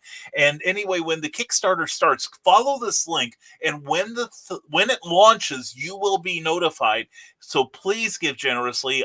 Ron's story, I'm very proud of what we did for Ron, and I was telling him earlier how you took a hand in crafting your own dialogue until I figured out the hang of how you talk. And it was a real happy day for me when you didn't have any notes. It meant like I did it. Yeah. Well, to your credit, you and Charles both had sat through my shows more than a few times. Yeah. So there's a lot of my show that you'll see in those stories too. Right. And it's awesome what you chose and how you use it in there. And I'm very grateful for that. But it was nice because you gave me some editorial rights in the beginning. So I could help, just kind of get my character in there for you. And then, like you say, you learned that. And once you did see what my notes were in the beginning, then you ran with it. And thank you, because you did a brilliant job. Well, everybody did. I love the art. Yeah. I love the concept. Charles and I had talked for a decade about doing, a comic together. And I was thrilled when this finally came up. So I'm even more geeked out of my mind that we're now finally doing the next couple of issues. I'm excited too. And also, we want you guys to go, and you can pre-register at that Kickstarter link. You can go in there right now and you'll get an email when it goes live. Yeah. So you can be the first and help push that project over the top. We want to start worrying. Yeah, we want to start worrying about stretch goals. Yes. Yeah, well, we are, because that gets us to we're doing book 2 primarily at the beginning, and you'll see the cover for that. It's that's already up on my Facebook page, and and it'll be out more, and you'll see it in the show tomorrow as we talk about this more, and then you'll see the cover for issue 3, because once we hit the goal for number 2, we get number 3. And then Kadrolsha and I are on the cover of number 3. So I'm geeked about that, being on there with her. It's a really great kind of photo cover. And I thought it turned out, very cool. I thought it was very, very cool. The first photo cover I ever saw was back in the, 70s. I think I was a kid. Yeah.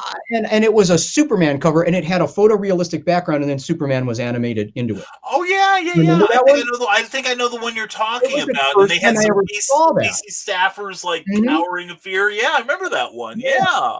So, and I want you guys in the audience to know that once we get to comic number 3, you need 3 issues to get distribution in comic book shops. So if you want to help us get into the stores, help us hit the goal for 2 and 3, and then bang, we get out into the stores as things start to open back up later. Yeah, definitely. Yeah. And I'm very proud of the stories that I did with Ron and with Kadrolsha. Yes. We think they're all good. Yeah. And they're good. And it's like, because there's scary stuff and there's funny stuff. So if you like horror comedy and things like that, and you like Evil Dead and things like that, you will love this stuff. You will love it. His writing is brilliant. The art is great, and they do that. He's doing this. Charles is doing this cool thing where they're changing up artists on every issue, so you get to see this cool kind of sampling of different artists as we go through the series of 6. So it's just, the whole thing is really fun. So we hope, a couple of years ago we did the first one, and it sold out, on my website and everything. So we know you guys come back for the next couple of issues as the Kickstarter goes live this weekend, and help us out with that, because we love you, and we'll have all kinds of fun, dark, sticky perks for you in there as well to say thank you for your contributions. Definitely. I'm excited by it too. I really am. And thank you, Charles, for all you do to get that out to the public. Alfred Pennyworth is saying, "This is frightening. I'm sober and still seeing double." Yes, you are. That's right. Which twin has the Tony? And John B. Pica says, who is, I hope you're not, John had COVID and he went back into the ER this morning with a resurgence of symptoms. So anyway, he said, blood clots or something in the lungs or something like that. But we're glad you're with us, John. And he goes, wait, which one is Brian? They're both Brian. It's scary. Yes, it's frightening, as if It one is. of me wasn't enough. And now I'm hearing Foreigner singing Double Vision in my head. Sorry, everybody. And I have the Patty Duke show theme. Wow. Oh yeah. All right. Oh man, I win the internet. John B. Pica says, Ron and I have a lot in common. I do magic, do haunted tours, and directed a burlesque troupe for 10 years. John B. Pica is a really talented guy. You're in the right place, my friend. Yes. Yeah. And he says, would love to meet Master Ron in person, maybe do a show together in 2021. I want to be there when you two hook up. That would be so much fun. And COVID forced me to cancel 2 weeks of haunted magic tours. Yeah. Oh yeah. It's been awful for everybody. Anybody who does shows, performs, Broadway shut down. There's still so much of even movies and television. They're working to get it back up and running, but entertainment's been just slammed down to the mat. And then, and my heart goes out to anybody that was in really, like deep in the service industry, waiters, waitresses, people working in restaurants and things like that. A lot of people were able to pivot, and they did really great with it. Some people didn't pivot fast enough, or didn't, where they were working, didn't pivot at all. And it was really, really, really, really hard on their personal economies. And the overall economy as well. So, and that's why I said, it's like, there's no paywall on my show tomorrow night. If you can give something, I totally appreciate it, and I love you for it. But if you can't, just come and enjoy the damn show, because it's for you too. It's definitely for you. Definitely. You will have a great time. And John B. Pica goes, razor blades as an opener. Not in that way. It also can be an opener, if you know what I mean. Teresa Dunn says she loves the razor blade act. And John B. Pica says, I've legit almost died twice doing the razor blades. Wow, really? It is a dangerous. It It is is. Oh, yeah. seriously. You know, don't try. Seriously, when I say don't try this at home, do not try this without proper training. A lot of what you see in Ron's act, he can do it because he is a trained professional. There is an element of danger, like what was it? The he sets a he gets into you get into the coffin, if I remember, and then it's lit up. It's set on fire. No. Or was that your assistant? Your assistant does it. It's kind of a witch burning. Yeah. Right. Yeah. So But- we're putting her in the coffin. But even that's got a different kind of setup, because I say, you know, in the beginning, I say, if you've ever been persecuted for being different, then this is for you. And then I go into the witch burning kind of thing, because it's really for all of us, you know, weird, dark, sticky, fun people on the fringes of everything else, that, you know, it is a witch burning, but it is meant actually in celebration of those of us on the outskirts of everything. Right. And but the thing is, there's still an element of danger that if the person wasn't trained. Yeah, when you're working with fire, you're going to get burned, and I have. And when you're working with razor blades, you're going to get cut, and I have more than a few times. I have done Houdini's milk can water escape, and that is a mofo to do. I mean, the first time, even without them closing the lid on it, just getting in a metal can full of cold water and submerging yourself. And then the first time they put the lid on, every cell of your existence goes, get me the hell out of here now. And you have to fight that instinct to do the escape. And so I've done stuff like that too. That's a long time ago as well, because I'm not necessarily interested in doing that, you know. Although I have a version of it I might do one time again, but maybe there is a very dark and sticky twist I might do on that for you sometime, but not tomorrow night. Not tomorrow night. No, you need some more time to prepare. You know, and that what we were talking about in terms of the dangerous stuff and training, that I totally sidetracked on somebody's question earlier. I hope you're still with us. I forget even who asked the question, but they asked about my training, and I think was it Teresa? Was it you? Somebody asked. No, Maybe it was one of the. I think it was Rick Bradley. In the chat, but here's the answer to that. When I started, I just started to educate myself. Lots of books, hanging out at the magic shop, which is hard to do anymore because the magic shops are all vanishing and going online, which doesn't give you community. You can still go to conventions, but it's not the same as Saturday afternoon in the magic shop, which sadly is going to be a thing of the past soon. But that's why you have to commune with the Magi in other ways. And I did that through adult education at a local high school. I became friends with it. They let me in. They were going to do a kid one and an adult one. And there weren't enough people to do both. So they merged us together. And that was actually really good for me because I got a mentor out of it. His name was Robert Anderson. He was an English teacher and did magic as a side hustle. And he did the razor blades, and he was really awesome. And he really took me under his wing, and he taught me the ropes on how to get started. He got me my very first paying gigs, which were birthday parties then in people's homes, you know? So and he worked under the name, he had a stage name, he worked under the Great Andersini. So I owe the Great Andersini a huge debt of thanks eternally for getting me in and really getting me started, showing me the ropes. And after him was Paul Osborne, was a big influence on me and very influential and helped my career out. He and his wife, Michelle, his lovely wife, Michelle, those guys are great. And they call all of us that worked for him, they call us their magic kids. Oh, that's it's cool. awesome. It's the most endearing thing ever. And they were always good to us. And then after I worked for him, you know, in the shows, in the parks, I even then I contributed to some of his books. He's got Illusion Systems Publishing. So if you're in the magic world and want to build spooky illusions, he did a couple of books on, one's called Haunted Illusions, and he does a nice feature of me in that. And then he's got another one called Evillusions, where I'm actually on the cover in my Nosferatu, or now I call Nosferantu makeup. That was shot by a fabulous dark arts photographer, Jim Sorfleet, who is awesome. A lot of my work is by Jim. You'll see it all over my social. Yeah. And I wrote the foreword to that. He asked me to write the foreword to his second spooky book and sadly last spooky book of magic.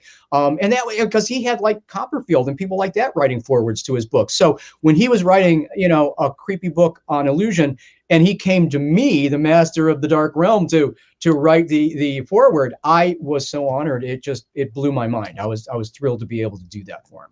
That's fantastic. That is Yeah. seriously fantastic. Yeah. But you talk about the magic shops disappearing.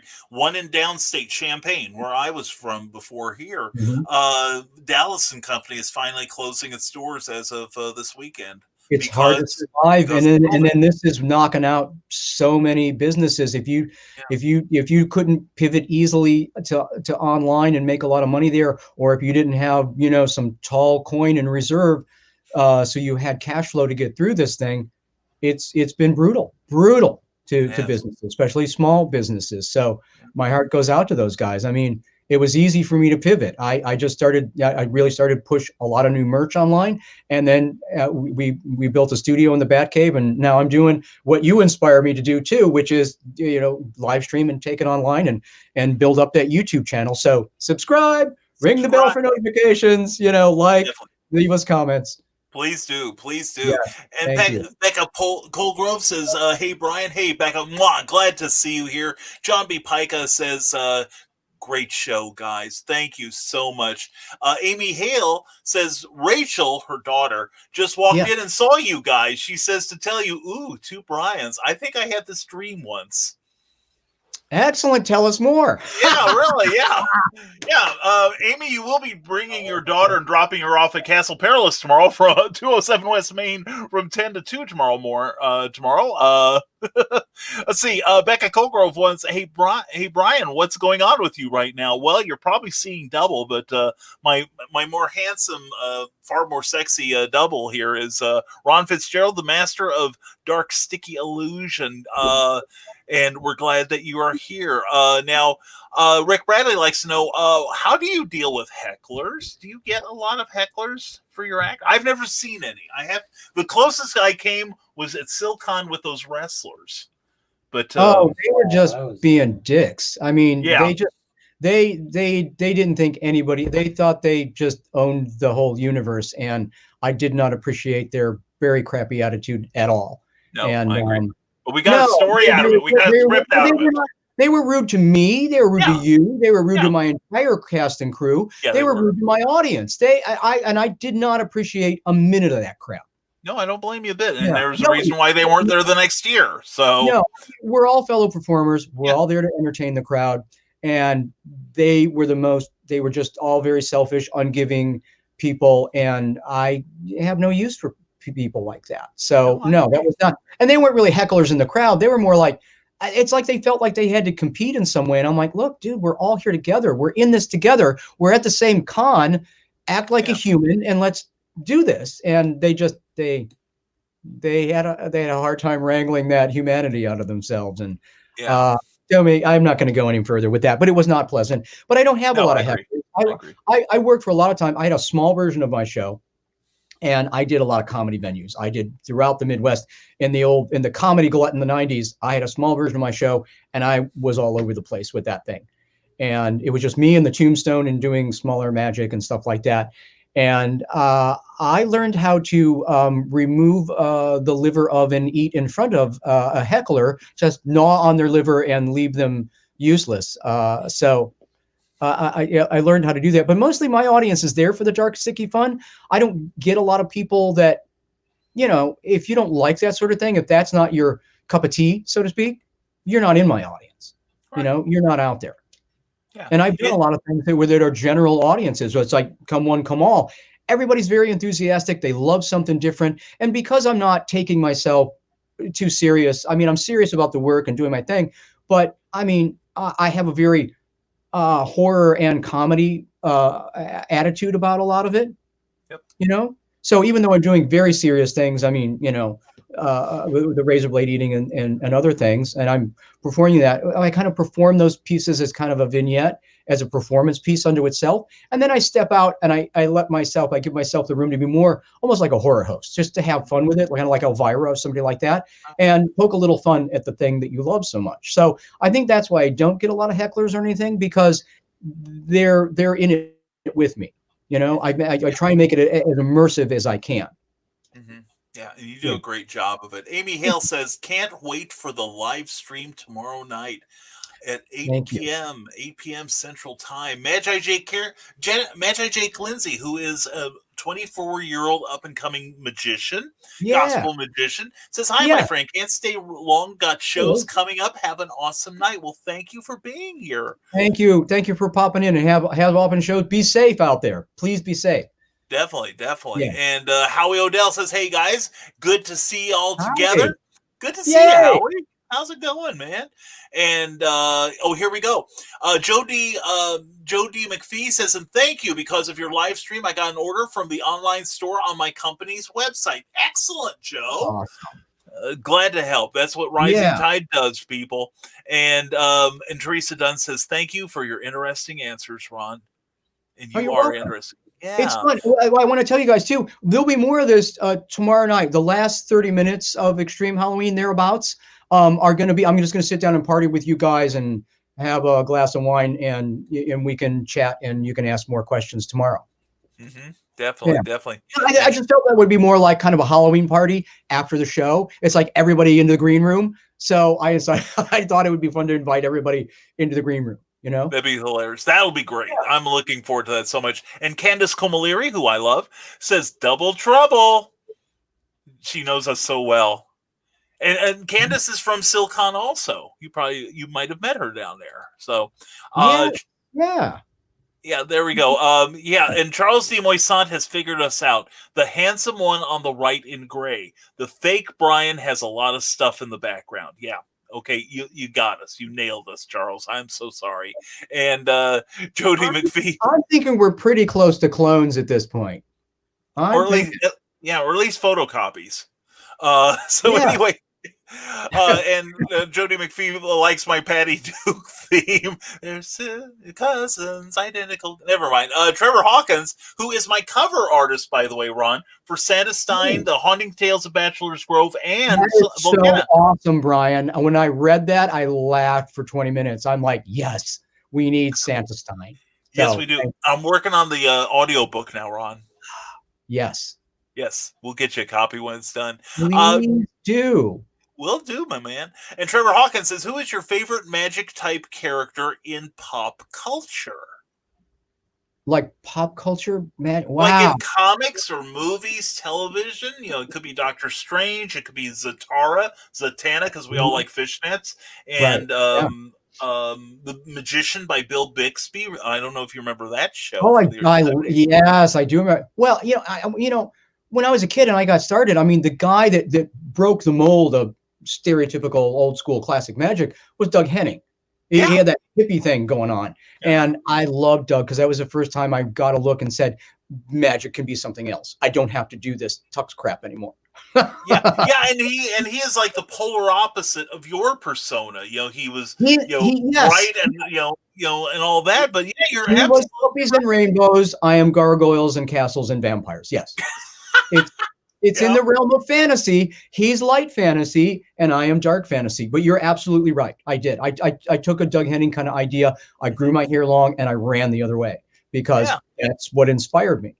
But I loved Doug and what he did. There was a really sweet gentleness to it, and he meditated. I meditate now, which is really good. Anybody out there feeling the stress of this time we're in? Meditate. Learn to meditate. If you don't think you can quiet your mind, you can. It's good for you. Go do it. And I don't know what took me so long, since I was a big Doug Henning fan as a kid, and Doug put it in all of his stage brochures and his I don't know, what do you call them, but there's stuff he sold at the show, all of his all of his merch. His merch and his he had like a show book and everything, and there was a whole page dedicated in the back of that to how he meditated, did transcendental meditation, and how he studied with the Mariash yoga. That's the same yogi that taught the Beatles, right? And the Rolling Stones and Donovan. I remember that. Yeah. So I don't know what took me so long to come back around to it, because it's good for your creativity. So if you thought I was weird before, there's one more little tidbit to. On this show, Ron, you're just one of the kids. You know what I'm saying? When it comes to weird, we're one of those weird kids that likes to come and play with all the weird, cool stuff. So Thank you, my weird friend. Well, thank you, my weird friend. We still have a few more comments. Magi Jake Lindsay says, I'm a gospel magician. He uses it to preach the gospel. Yes. That's very a whole genre of magic. That's a subgenre of magic, as is bizarre magic. So yeah, there's a whole, and I find some of that magic really interesting too. Yeah. You know? And I'm really glad to hear you talk about Doug Henning, because I think as far as television goes, he was one of my first, the things that really sparked me to like, magic and everything. He was the first person I ever saw do Houdini's water chamber. Yes, he did it Where on he's national upside- TV. Yeah, with Bill Cosby as his assistant, which is, doesn't age well, but No, sadly, that had me on the edge of my seat watching Yeah. it. Yeah. Yes. You Yeah. remember that? It was a stunning performance of that. It really was. And And especially at the time, that was like, I don't know, in the mid 70s, something like that. And it was, yeah. I think at that time, especially because, I mean, no streaming, no cable, no nothing at that point. You only had a couple of choices to view. And it was such a large audience you would get on network at that time that it exposed a huge number of people to that illusion and him and magic in general. Oh, yeah. Yeah. Yeah, that was a great moment. Let's see. Charles D. Moisant says, make all of your books audio. I am working on that. I really am, believe it or not. We will have some out in 2021. Nick Tockard, who is here from the Historical Fencing Guild channel on YouTube, where he tells people how to kill each other safely with bladed weapons, says, glad to make it live. Love the gothic dark motif of your magic. Thank you very much. I very much appreciate that, especially from somebody else who does, their own thing with dangerous implements. So very cool. Thank you. I hope you're going to be with us tomorrow night. Yeah, definitely. And Charles D. Moisant says, woohoo, we are up to 20 followers. So definitely check out way to go, Charles. Now, hit that link, hit that Kickstarter link. You can sign up, and that way when we go live, which is very, very soon, maybe as soon as tomorrow, when we go live, you get a notification and you can go in there and peruse all the goodness. Yeah, there's some really sweet stuff and there's some great art and all. And subscribe to your YouTube. Oh, Amy, I saw you just subscribed to my YouTube channel. Thank you. Oh, thank you, Amy. Thank you so much. Don't forget mine. Anyway, Rick Bradley says the weirder the better. And, yes, agreed. Yes. You can't be too weird or too provocative. I mean, you just but it's just I have entertained so much in the underground, and I'm inspired by underground people like, Bowie and Andy Warhol and just, all the crazy stuff from the 80s and Elvira and Pee Wee Herman. It's like, there's all a little bit of that stuff in there. Alice Cooper, anybody that really stood out in show business and did their own thing, I admire, I never considered myself a mainstream guy, but the interesting thing is that horror is 20% of the mainstream movie box office, and Halloween is second in retail sales, only second to Christmas. So, I mean, everything that I was into has come around to kind of be more pop culture oriented. So, and that's, it's kind of hard to answer that question that came earlier. My pop culture inspiration is I'm more and more, I'm loving the film version of Doctor Strange. But some of it, even though it's darker, it's like the only difference between Doctor Who and Doctor Who is a madman with a box. I'm a madman with many boxes. So there's that too.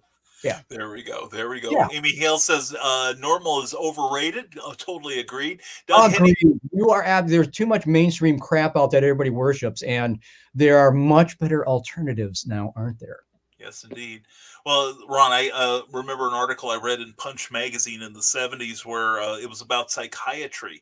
And they said, well, what is the goal of psychiatry? It's to make you normal. But what is normal? It's being like everyone else. And then the magazine said, look around you. Do you really want to be like them? So exactly. Well, we don't. I mean, even though we have even social unrest at the moment over it and everything, it's like, if we all looked the same and did the same thing and thought the same and were exactly copies of each other, it would be a very boring world. I mean, variety is the spice of life, and we live in a spicy ass world. That's right. And I like it that way. We've just got to learn to agree to disagree sometimes, and we got to learn to come together on a humanity level and respect somebody else's choices, because you don't have to live by it. You don't have to go there. But if somebody else or a group of somebody else might happen to like a different show or something else or a different genre than you, have at it. Just freaking have at it. There's truly something for everyone. And now that we're connected worldwide with the internet, we can all find each other and build communities out of that stuff.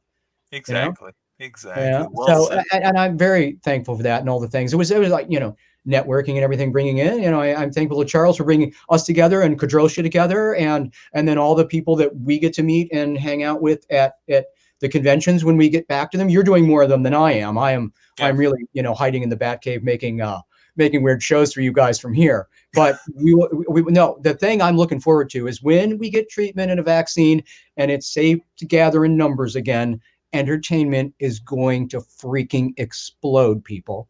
Yes. We're all hungry for it. We're social animals. We want to go out there, and I'll be ready with a freaky ass show for you live when we get there. So that's right, and you're going to get a taste of it tomorrow night at 8 p.m. Central Time with the wonderful Ron Fitzgerald here doing his incredible show. Amy Hale said, "Just subscribe to your YouTube channel." Already subscribed to you, Brian, and we both love you, Amy. Thank you. And much dark sticky love. Thank you. Sincerely. And Magi Jake Lindsay says, "You should, my friend, I do parlor magic." There we go. Yeah, he does a lot of close up magic, and he's excellent at it. I got to see him about a month ago. Are you doing a lot of virtual? Because especially close up stuff is great on virtual. Yeah, that's true. Yeah. Nick Tockard says, "It's funny, as you say, you ran from the Tux and Tails route because Blackstone was my earliest favorite magician, but you have an astonishing stage presence." Thank you very much. I love Blackstone too. Harry Blackstone Jr. I loved his show. Man, that floating light bulb gave you chills. Freaking amazing dude. I was actually on stage with him once. He was on Navy Pier back before Chicago Fest. It was something, what was it? No, back before Taste of Chicago. It was something called Chicago Fest in its very first kind of incarnation. And I remember as a kid going to that and being called up on stage where Blackstone brings a bunch of people on stage and he does this, I think it's a thumb tie routine is what he did. And he's in and he's out and it's a cool routine, but he brings a bunch of people up in the audience. And I actually got to be up on stage and watch him, like right next to him, watch him do that. And that was a big thrill. So I liked those guys. I just wanted to move beyond and do my own thing. I didn't want to be another one of those guys because I thought there were other guys out there and the time had kind of passed on that. And that they did it better because it was of their time. So I just, I was possessed by the dark and sticky spirit. There we go. It's always better to be original than a copy. Candace Camilleri says, "It's just weird tonight, isn't it?" Yes, it is. But I feel vindicated now. Poignant nonetheless, my friend. Poignant nonetheless. Because there's nothing better than the original Brian K. Morris right there. Oh, you're so sweet. You are awesome. You're thank you, my brother. And we have a mutual love affair with each other, so it works out. We respect what the other does. It's a bromance, and I think nothing says more bromance than this right here. Okay. Yeah, and I already am getting closer to Ron's cool hairstyle anyway. So, but Candace Camilleri asks, "Are there any illusions that you have found intimidating, and are there any that you will not perform?" That's a great question. I'm not in a big hurry to get locked in a tank of liquid again. Other than that, I'm not big on doing a lot of escapes and anything like that because it doesn't always offer me the artsy performance art theater that I want out of it. It's really kind of more of almost a physical stunt, and other people have made great use of that stuff. But that just, it doesn't interest me that much, but nothing really scares me. I like working on stuff that is very much in my, in the horror, sci-fi, and comic book genre, and the paranormal horror genre. That stuff together because it crosses over so much, That's true. It's like that's why I'm so excited about. You got Doctor Strange and Sam Raimi directing that in the Multiverse of Madness. I'm so waiting for that damn thing. Ron will be out with his tent next week in front of his local. I might have to camp out. It's like, Yeah, I get you, man. I seriously get you on that. Sarah has a fashion question for me, or a statement rather. I think Brian should dress as Ron tomorrow. I can't pull off that much sexy. You know what I'm saying? I'm only human, Sarah. I appreciate that you think I can do it, but I yield to the original. Seriously. You have to do a lot of shaving. I do a lot of shaving. In my case, it'd be mowing. Oh wait, you're not talking about there anyway. Oh no, I mean manscaping everywhere. You got to keep it nice for the ladies. It's all. But my head's naked, so save for the eyebrows. But every now and then, I want to pull a Ziggy Stardust and shave those off too. But, Yeah, because my eyebrows get that furry thing going that, like they should be like old Sam Irwin, like from the Watergate trials where they're about 2 inches out from your face. I'm trying to fight that. Yeah. Just crazy eyebrow crap going on. Yeah. Yeah, seriously. Let's see. Let's get back to the comments here. Keith Brown is a very talented cartoonist. Greetings from hell. There is The Wages of Sin. He's a talented cartoonist. Check him out. Now, Magi Jake Lindsay says, I do lots of public shows. I have 3 public shows this week. Actually, very good young man. Good on you. Just stay safe out there. I mean, we like earlier, our friend Kaylee Williams, she got it. So just be careful. Yeah, and John B. Pica, yeah. I love that people are working. That's a great thing. I love to hear that guys are working. I've got another good friend of mine, John Meisner. He's out there and he's working. But I worry about people's safety. With everything going on and the second wave and the numbers and But just be safe. Be safe. Mask. Wash your hands like you're freaking Howard Hughes, people. There we go. And we're probably the only two in this whole audience that recognize that comment. But I don't have enough Mormons to help me. Insane and bleeding and compulsively. So there you go. Yeah. There we go. Charles F. Millhouse, an incredible writer, said, subscribe to your YouTube channel, Ron. Your performances give me the chills, which means you're doing a good job. That means I'm doing it right. Exactly. Thank you. All right. Yes, and Charles is a very talented author too. He has his own imprint, Stormgate Press, and he's going to be releasing Pulp Reality #1 in December. And I am in it. So notice the subtle way I promote the guy. So here we go. Sarah says Ron just said he has many boxes. I guess so with all the actresses. So Drank. Okay. Do we have a drum roll sound effect for that?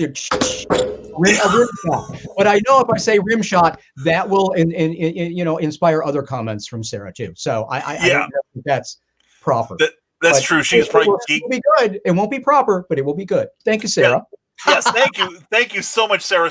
And again, I want to give credit to Sarah because she is the catalyst for our having this show tonight. Because we were talking about imposter syndrome one morning, and you're a busy as hell guy. You do a lot, and for some reason, I was finding this mental barrier. Well, it's like, Ron's so busy, I don't know, and I get the same thing. People don't ask me sometimes because they know I'm busy. Exactly. But Sarah said, well, why don't you have Ron on Clever Title Pending? And I'm like, well, the worst he can do is say no. I won't die. I'll cry. I might have had to reschedule if something else was any crazier than it is already. But I would never say no to you. Which, vice versa, brother. Make what do you want out of that, people too. But no, you always get a yes from me on any project we're doing or hanging out, whatever. You and Cookie are good people, and I love you guys. So it's always a yes because it's It made me happy. Mr. Vinny's good people. Yeah, Vinny's great. Yeah. Vinny's great. And so is Magi Jake Lindsay. He says, for sure, hopefully the ibuprofen kicks in. Yeah, Magi Jake was trying to shoot some balloons and perform a stunt over a fire pit, and gravity won. Oh, no. Are you okay? Yeah, he's okay. He's he cracked his tailbone or something like that. Painful. Painful but not serious. Let's put it that way. Training, because even when you're trained, crap goes wrong. Yeah, exactly. It will go wrong. Yeah. Oh yeah. It does. Yeah. Yes. If you're dealing with dangerous elements, whether it's a tiger or a fire or a razor blade, at some point you will be challenged by those things. Yes. That's true. That's exactly that right. Is kind of the point of it, but that's also I mean, in the immortal words of Super Chicken, I knew the job was dangerous when I took it. Yes, I remember that. Yes, thank you. Remember that? Thank you, Fred. Anyway, Ariana R. Cherry says, "Hi, Ron. So you'll get it one day, Ron, and you'll just laugh." Anyway, hi, Ron. Sorry, I am late. Hope all is well. Remember Ariana from Silicon? Hey, there she is. Yeah, I still remember the horror. I remember it was it was one Dark History where I introduced you to, and that horrified look on her face when you and I started riffing. That was great. Yeah, Ariana's awesome. I love you too, woman. You are great. You are awesome. I miss you, and she's a little fatigued from all this stuff we've been going through too. But she's always been so nice to me, and I've done many interviews with her as well. Yeah, so we've been on our podcast together. Yeah, we're all looking forward to seeing you again, and thank you so much. Thanks for coming in tonight. Yeah, seriously. And says, "Hi, Brian. Hope miss the both of you guys very much. Darn COVID. Hope you are all staying healthy. I am, and so is Ron. I've been hanging around at home and busy with her brand new quarterly magazine, Unk Quarterly. Brand new fiction poetry magazine." And Amy Hale says, "Imposter syndrome sucks. It's kicking my butt with the new book." Oh, you have nothing to worry about, Amy. You're my role model, girl. Remember that. And I'm sorry, go on. Go ahead. No, I was just going to say that. It's funny. It's like very accomplished people can still feel that way. Yeah. Who was it? I want to say it was Carl Witzman or Charles F. Milhouse said recently, the only people, and this puts it in perspective, and it helped me. The only people who get imposter syndrome are the people who've actually accomplished something. Yeah. Yeah, and it is weird, but there is just, I don't know. There's too many elements out there saying, conform, and that that stuff gets in our subconscious minds, and it almost makes us guilty when we are pursuing and being successful at exactly what we want to do. Yeah, exactly right. It's all up in your head, and you just gotta reprogram that stuff to suit you. Our brains are built to make us keep us safe, not successful. So keep that in mind and fight that crowd. That's very, very true. Magi Jake Lindsay says, "I use the Dissecto illusion a lot. The arrow taught me to be safe." Yes. I would say the fall taught you to be safe. Yeah. It should, at least. And Sarah is a good American. She is subscribed to both Ron and Brian on YouTube. Sarah, that's why we love you so much. Thank you, Sarah. Thank you, Sarah. We love you, hon. And can't wait for the next Silicon, says Amy Hale. I miss you guys, and I need my people. Yeah, definitely. That'll be good when we get back down there to that. I'm looking forward to it. Yeah. Amy and I will be seeing us tomorrow. We'll be seeing each other at Castle Perilous, 207 West Main, Carbondale, Illinois, from 10 to 7. Or, 10 to 2. Excuse me. Cookie. I can't do it till 7 because I've got a 5-hour drive to get to Chicago. So I got to put both feet on the accelerator. But yeah, we all miss each other, and thank goodness we at least have this, okay? And that's what I said. I don't know how they did this 100 years ago, because I'm like, that's the other thing that we really need to hear more in the messaging is use the technology. I mean, we have technology, so we can still, it's the next best thing, and we have it. We can chat like this live with each other from a distance. It's awesome. So lean into the tech and make it work for you. Exactly right. And Ariane R. Cherry says, "Same, Amy. I miss everyone at Silicon and Dark History when it is safe to do so. I'll be there and be ready with lots of hugs." Same here, hon. Yeah. Looking forward to it. And Teresa Dunn agrees. And Rick Bradley says, "I'll definitely subscribe to your YouTube, Ron. He's already got mine." So thank you, Rick. Thank you. Appreciate it. And Rick, I got to brag on Rick for a moment, Ron. I do this frequently. A year ago, September, he came to a small convention where Amy Hale and I, along with Kathy Jackson, were doing a panel on writing. And in the, 14 months since, Rick has had like 3 short stories published and published his first novel recently. Congratulations. Yeah, so don't say this can't be done, people. Seriously. Exactly. Ariana Cherry says, in the meantime, I'm also learning how to use green screen with videos. And Charles E. Moissant says, excuse me, someday you both will be in my show. Wait, I do not have a show. Well, then you better fix that, huh? Yeah. And Magi Jake asks, who do you like more, Dan Sperry or Chris Angel? Ooh. That's a good question. It is a good question. Dan. Very good. Very good. Yeah.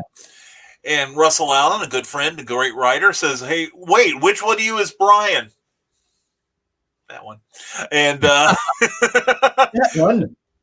yeah. And Sarah says, see, Brian, poking Ron to be on Clever Title Pending was Poke-alicious success. Poke-alicious. Frack-alicious, poke-alicious. Delicious, yeah. And we're all into the poking around here. Anyway, Ariana Cherry is, yeah. It depends on who's getting poked. Anyway, already subscribed to Ron, and I believe I subscribed to Brian too. I have a channel as well. Love to see you both there. So check out Ariana Cherry's. Yeah. I will be there. Thank you. Yeah, sincerely. And there's that link to the Kickstarter campaign that'll be launching in the next day or two for the next couple issues of the Haunting the Haunting Tales of Bachelor's Grove. And it's going to be a huge, huge comic. Please check it out because Master Ron Fitzgerald is one of the stars of that book, as is the wonderful and lovely Kadrolsha Ona Carol, the real-life queen of the paranormal, who has been a guest on this show, and everyone loved her. So definitely check out that Kickstarter. So go to that link there and ring that little bell there, because when it goes live, you'll be notified. And Rick Bradley thanks us. Thank you. And Sarah says, yeah, we're going to chase a good Wi-Fi signal again. Yeah, that's how she and I met. Yes, and Charles C. Moissant has great advice.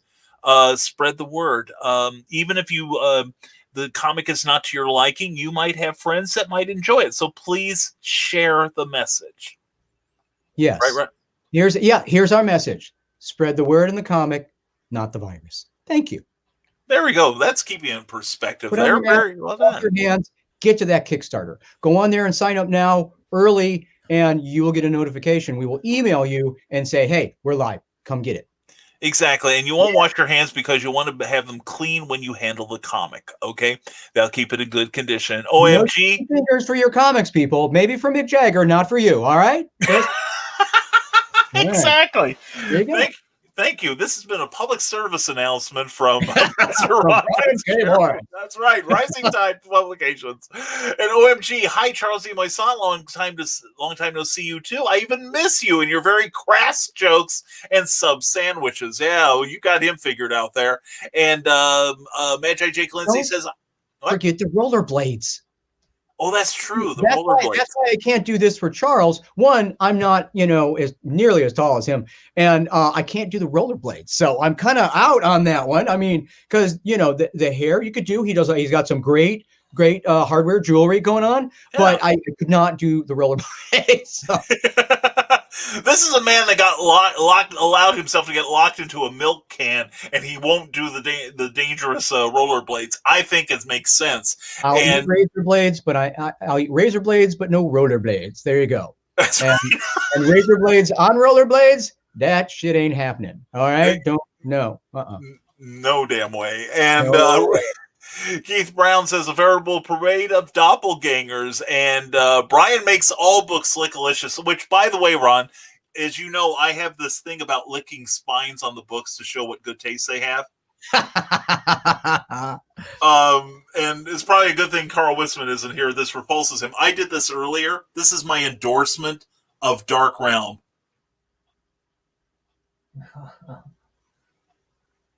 What is that? What is he showing? He's licking the edge of the... Oh, thank you.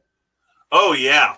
So we make the covers of Dark Realm out of real human flesh, so you're welcome. I thought so. My God, it's so good. Yeah, I was going to say that proves your movie is in good taste. Anyway, just like the Necronomicon, they taste very similar, but ours is a little sweeter, dark and sweet. Dark and sticky. That's right. Yeah, it's like turkey, dark and light meat. Sarah, you're an excellent muse. He's like, you've got to wrap these things in human flesh. So Vinny won that discussion. Yeah. There we go. gotta give the director something now and then, because otherwise he's not a happy guy. So you got to give him. You must pay him in flesh. Exactly. And Charles D. My son says you can get haunting scripts as well as a reward. And Trevor, just being me, I can be myself tonight more fully. Oh, yes. And I'm not sure what to make of this remark. I miss popping in on Cherry. Cherry Jubilee? Cherry Jubilee? I'm just not sure that Charles should be saying popping and cherry in the same sentence. But anyway, Magi Jake Lindsay says, what's your favorite magic shop, Ron? My favorite magic shop? Well, that's hard. I've been to a bunch of them. But, of course, my favorites are here in Chicago. Magic Inc. and Midwest Magic. Those, and they're still there kicking ass. And both of those places, I'm very fond of both of those. That's fantastic. And there are many others. Some of them aren't here anymore. And of course, okay. And my favorite one, this maybe is what you're looking for. My favorite one is sadly is gone now. Chuck's House of Magic, because every time I say Chuck's House of Magic, I still in 2020 get $1. So Chuck's House of Magic, that's $2, and I still love Chuck's House of Magic. That's $3. Chuck's House of Magic. Can I get $1? You can have $1 too. That's $1. I will affiliate you $1, and then I get another $1. So it's perfect. Who says this isn't the land of opportunity, people? Hey, that's what I'm saying. Yeah. Get out there and side hustle. Affiliate market, make some money, people. There you go. It's all online. You can make money right out of your freaking phone. That's right. All the Take kids your money. And then give some to Brian and I, and and Charles and our comic books and our other fine things, and give you a few too many copies of Dark Realm, and maybe a T-shirt. I got T-shirts for you too. So yeah, remember Christmas is coming, people. And Ariana or Cherry, buy stuff. Yeah, that's right. And Ron, many hugs the next time I see you. Remember all the hugs from the last SilCon. I think the last time I saw you was last year's Dark History and Horror, and it was raining. You look well, and you look like you've been sleeping. I am happy for you. Thank you. You are looking good. I'm dressed as Brian K. Morris, who is always effervescent. Yeah, he gets that adrenaline high, and look out, folks. It's the sideburns, it's the fez, it's the tie. I can't tell you the last time I had a freaking bow tie on. I know. I've never seen you. I used to own a bazillion bow ties. I had to make this one myself, just so you know. I am flattered. Holy cats, you're amazing. The crafty mistress is not the only crafty one. I have some craft in there too. Sounds like. She is awesome because she made these luxurious. I'll say those are nicer than mine. They're whiter than mine too. I'll save them for you. You can have them tomorrow. Thank you. They're yours, my friend. They are yours. I know. I appreciate that. You can put them up on the wall behind you with my poster from the first comic and just smack those things right on there. They'll stay. I'm sure they will. Yeah. Now, Charles D. Moisant asked, do you have any stories of Bishop's Magic Shop?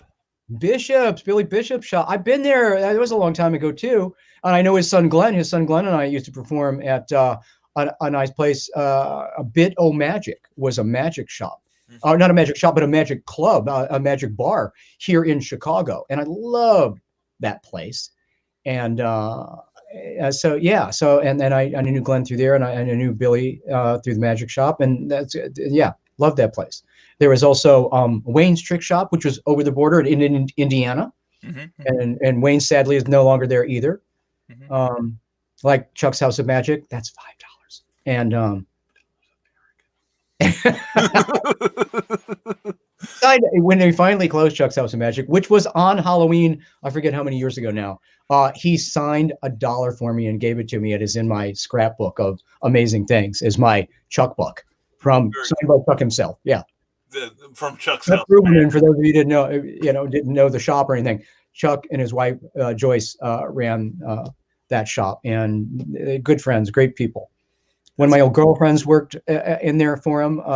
Nicole, the Queen of the Damned, she worked in the store. I had actually done some stuff with the store for him. When he was setting up the first version of Chuck's House of Magic, I went in there as a young guy and I was painting cases for him as he was getting them ready to go fill with the wonders of magic props and strange things that we would come in and buy later. Cool. Very cool. I loved it. And that joke, every time I say Chuck's House of Magic, I get $1. That was a part of my live show for years because of that. $8. And that started on the cable TV show, because he did a trick with money and it was multiplying money. And then after that, I said it was just a, off the top of the head comment. I said, every time I say Chuck's House of Magic, I get $1, and everybody exploded at that. And so it just stuck. So I love it. That is great. Now, Amy Hale says that I would say Charles needs a spanking, but he'd enjoy it, so forget that idea. Magi Jake Lindsay says, I run the SAM meetings at Haynes House of Cards Magic Shop in Kentucky, and you should visit sometime. I would love to. I love to pop in the Magi. I mean, even when I was in London, I went to the Magic Circle and stuff, and Charing Cross. So, yeah, where I like to commune with the Magi. Some of them don't know what to think of me, but some of them love what I do. It's like when I did the Magic Castle years ago, I had other magicians coming in and thanking me for doing something so, unusual. That's fantastic. Yeah, I loved that. I loved that because when they hired me, Bill Larson, who is no longer with us, but he and his brother Milt owned and ran the Magic Castle in Hollywood.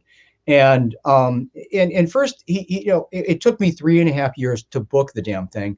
And then when I get in there, I actually get Bill on the phone and we're talking, and he's looking at my video while he's talking to me, and he insults me, just flat out insults me in my performance. And then he turns right around and immediately hires me.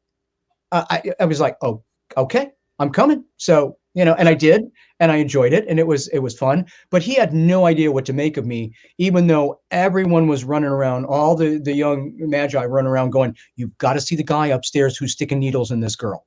And that was me. So that was a win as far as I was concerned. And I had not gone back since then.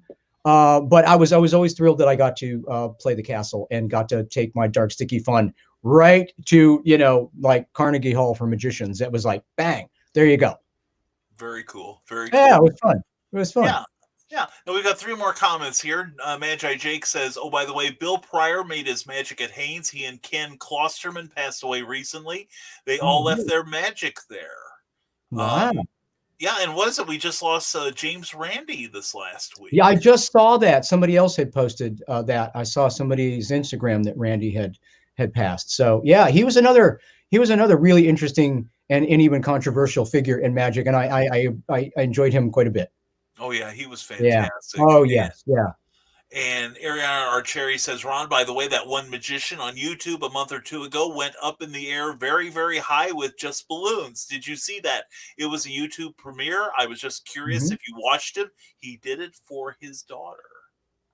I think that was David Blaine that did that. Yeah, I know. No, I've seen clips of it, and I saw some of his interview of it. I haven't sat down and watched the whole thing. Yeah. Now, do you watch other magicians and try to piece together how they did stuff? Is it like a professional thing? Well, sometimes it is. I mean, if you really want to enjoy it, you have to turn off that analytical part of your mind and just sit back and kind of take in the performance and not go into analytical mode and start to go, oh, well, I know this and I know this and I know this and I know this. I mean, it's like being a musician. Once you know the basic notes, you can write about anything. And once you know the basics of magic, you can pretty much figure out what's going on.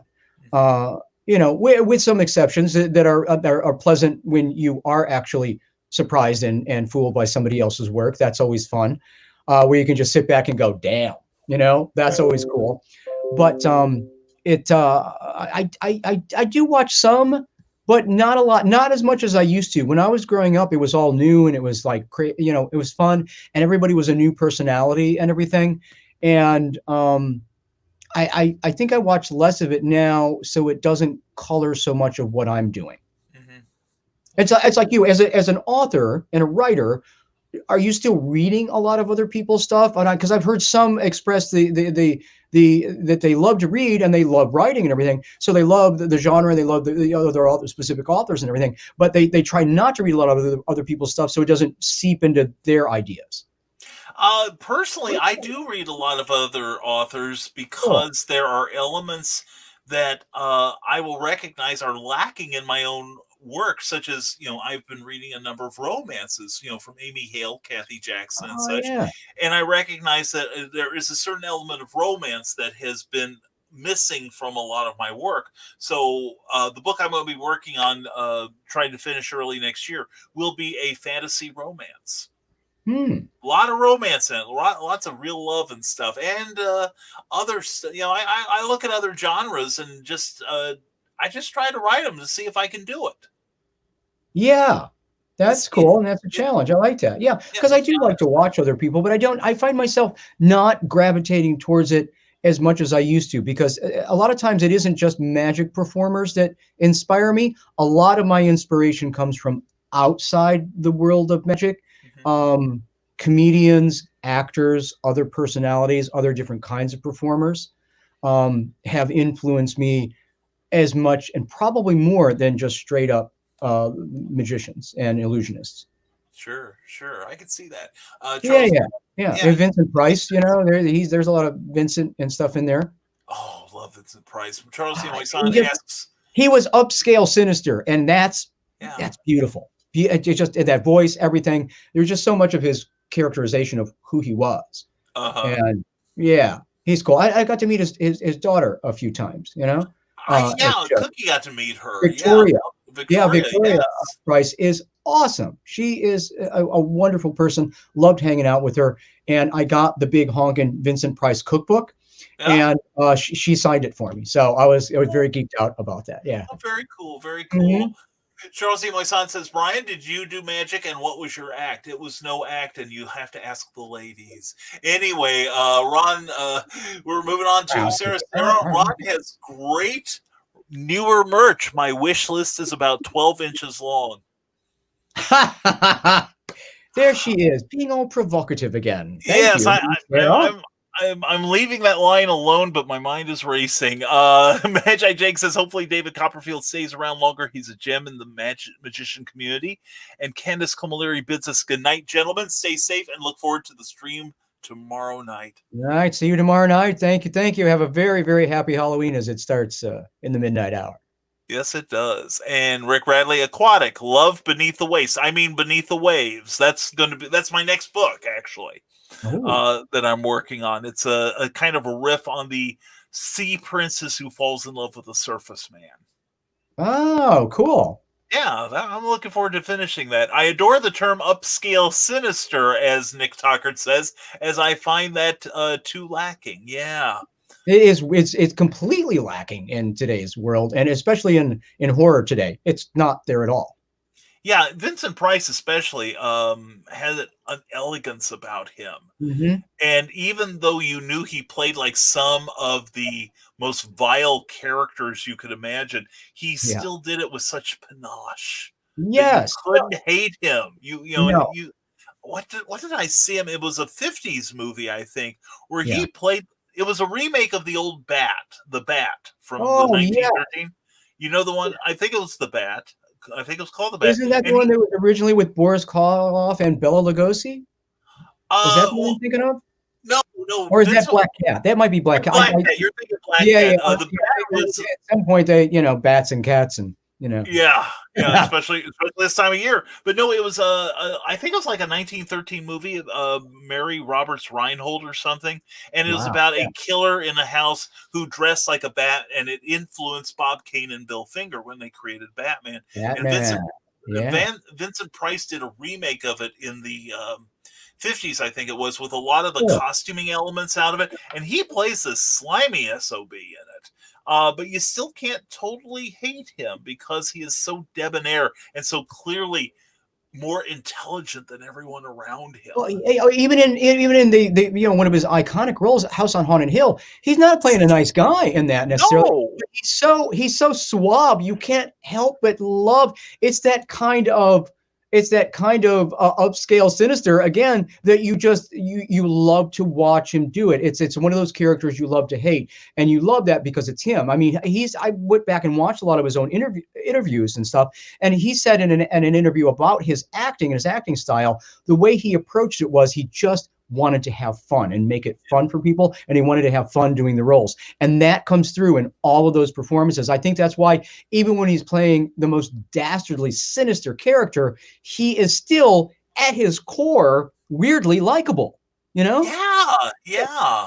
Even something like Dr. Fibes, That stuff is crazy too. Yeah. Oh, that's off the wall, totally off the wall. Amy Hale says Vincent Price had a kind of charm that pulled you in, no matter how sinister his character. And Rick Bradley agrees. Very, very true, Amy. My favorite part of Thriller is his voiceover. Absolutely. Yes. It's the best part of that song. Quincy Jones was a genius to have him come in and do the rap. Amazing. And I'm still a little ticked off that Michael Jackson never paid him for his work in that. That's a rumor anyway. I don't know if that's true, but I heard that was the case, that he never even got paid for that, and it went like platinum a few times. So, but when they play that, even today, that's the part I always run over and turn up is when Vincent comes on. Me too. Yeah, that was great stuff. And also, I like that song. That's my favorite song off that whole album. But it's that fact that they put Vincent Price in it. It makes it amazing to me. That makes it the best thing that Michael Jackson ever did. And that's just in my estimation. He's got a lot of music that people really love, but that's the one tune that's my go-to for him. Yeah, and you couldn't imagine any other voice in the universe saying those. Only one, and that would be Christopher Lee. And he's another very distinct personality from horror and everything that you're not going to see anymore either. Yeah, that's true. That is so true. Well, we have run through the comments, and I want to thank everyone for two things. One, for your amazing comments, your compliments towards my good friend Ron, and for putting up with me for the time while we were waiting for Ron to show up. But Ron, you were so worth waiting for, brother. Seriously. Well, I'm sorry I made you guys, you and everybody else, all our guests tonight. I'm sorry I made you guys wait, but hey, it was worth it, huh? It was worth it. It was totally worth it. I love you, man. You're great. Oh, I love you too. I kept wondering, I'm like, how am I going to do this where I sit down with you before the show? Because I didn't want to give it all away. It's like, how do I get away long enough? Because I know you roll some video in the beginning of the show. And I thought, well, maybe I can just step out of camera for a minute and put this on and step back in. But when I was late, I was like, oh, perfect. I'll just put it all on and go sit down and we'll start. And so... I can't wait till Cookie sees this. She is going to plot when she sees it. I hope there's a little pee involved, because I hope she giggles so loud she has to pee a little bit. There will not be a little bit. We're going to have the mop ready, So you'll created an accident in the house, I'm glad to say, and she's going to Dark Realm Squeegee. Available now at darkrealm.com. Oh, we've got that emblazoned in our hearts now. So, tell you what, Ron, you have been so generous with your time here. I so appreciate. We will do this again. We will do this again, my friend. I was thrilled you asked me to be on tonight. Well, we're going to do it again tomorrow for sure. But anytime you want me back on the show, and anytime when we're pimping more of our awesome comic books, the Haunting Tales of Bachelor's Grove, we will be here on your show, dressed as you, pimping our comic book, pimping our fine wares, and you can keep in your head the Rolodex of all these other great artists on here and just roll out exactly what everybody's doing and what they're doing and why everybody should go check them out and everything. So for all of us, thank you. We love you. We thank you. You're a great host. It's a great show. And I will be more than thrilled to peel these off and give them to you tomorrow. I might have to sleep in them tonight, but tomorrow they're yours. Oh, thank you. Yeah, get some use out of them. Get you a couple ladies, go outside. Get some action, Ron. I'm afraid that if I go outside right now, there'll be so many ladies in the house that they will just maul me and try and get at my sideburns. So, and who could blame them? Who could? Who would blame them? Exactly. I might have to take one off and put one on Vinny, so half of them run after him. I could understand that. Yeah. And Vinny, you should thank Ron for his generosity. Thank you, Ron. You're welcome, Mr. Vinny. Yeah. So anyway, let's wrap up the show and no more. Let's go for a couple more hours. More questions. See you guys. Anyway, you're out of here. That's done. No, you got stuff to you want. always leave them wanting more. Well, yeah, Always because leave we're gonna hit him with all kinds of stuff tomorrow night. So I very much agree with you there. Yeah. Yeah, so save some of this for tomorrow night at 8 o'clock Central Time, when you can watch Master Ron Fitzgerald in his element with his dark, sticky magic and Yes. a wonderful, wonderful performance.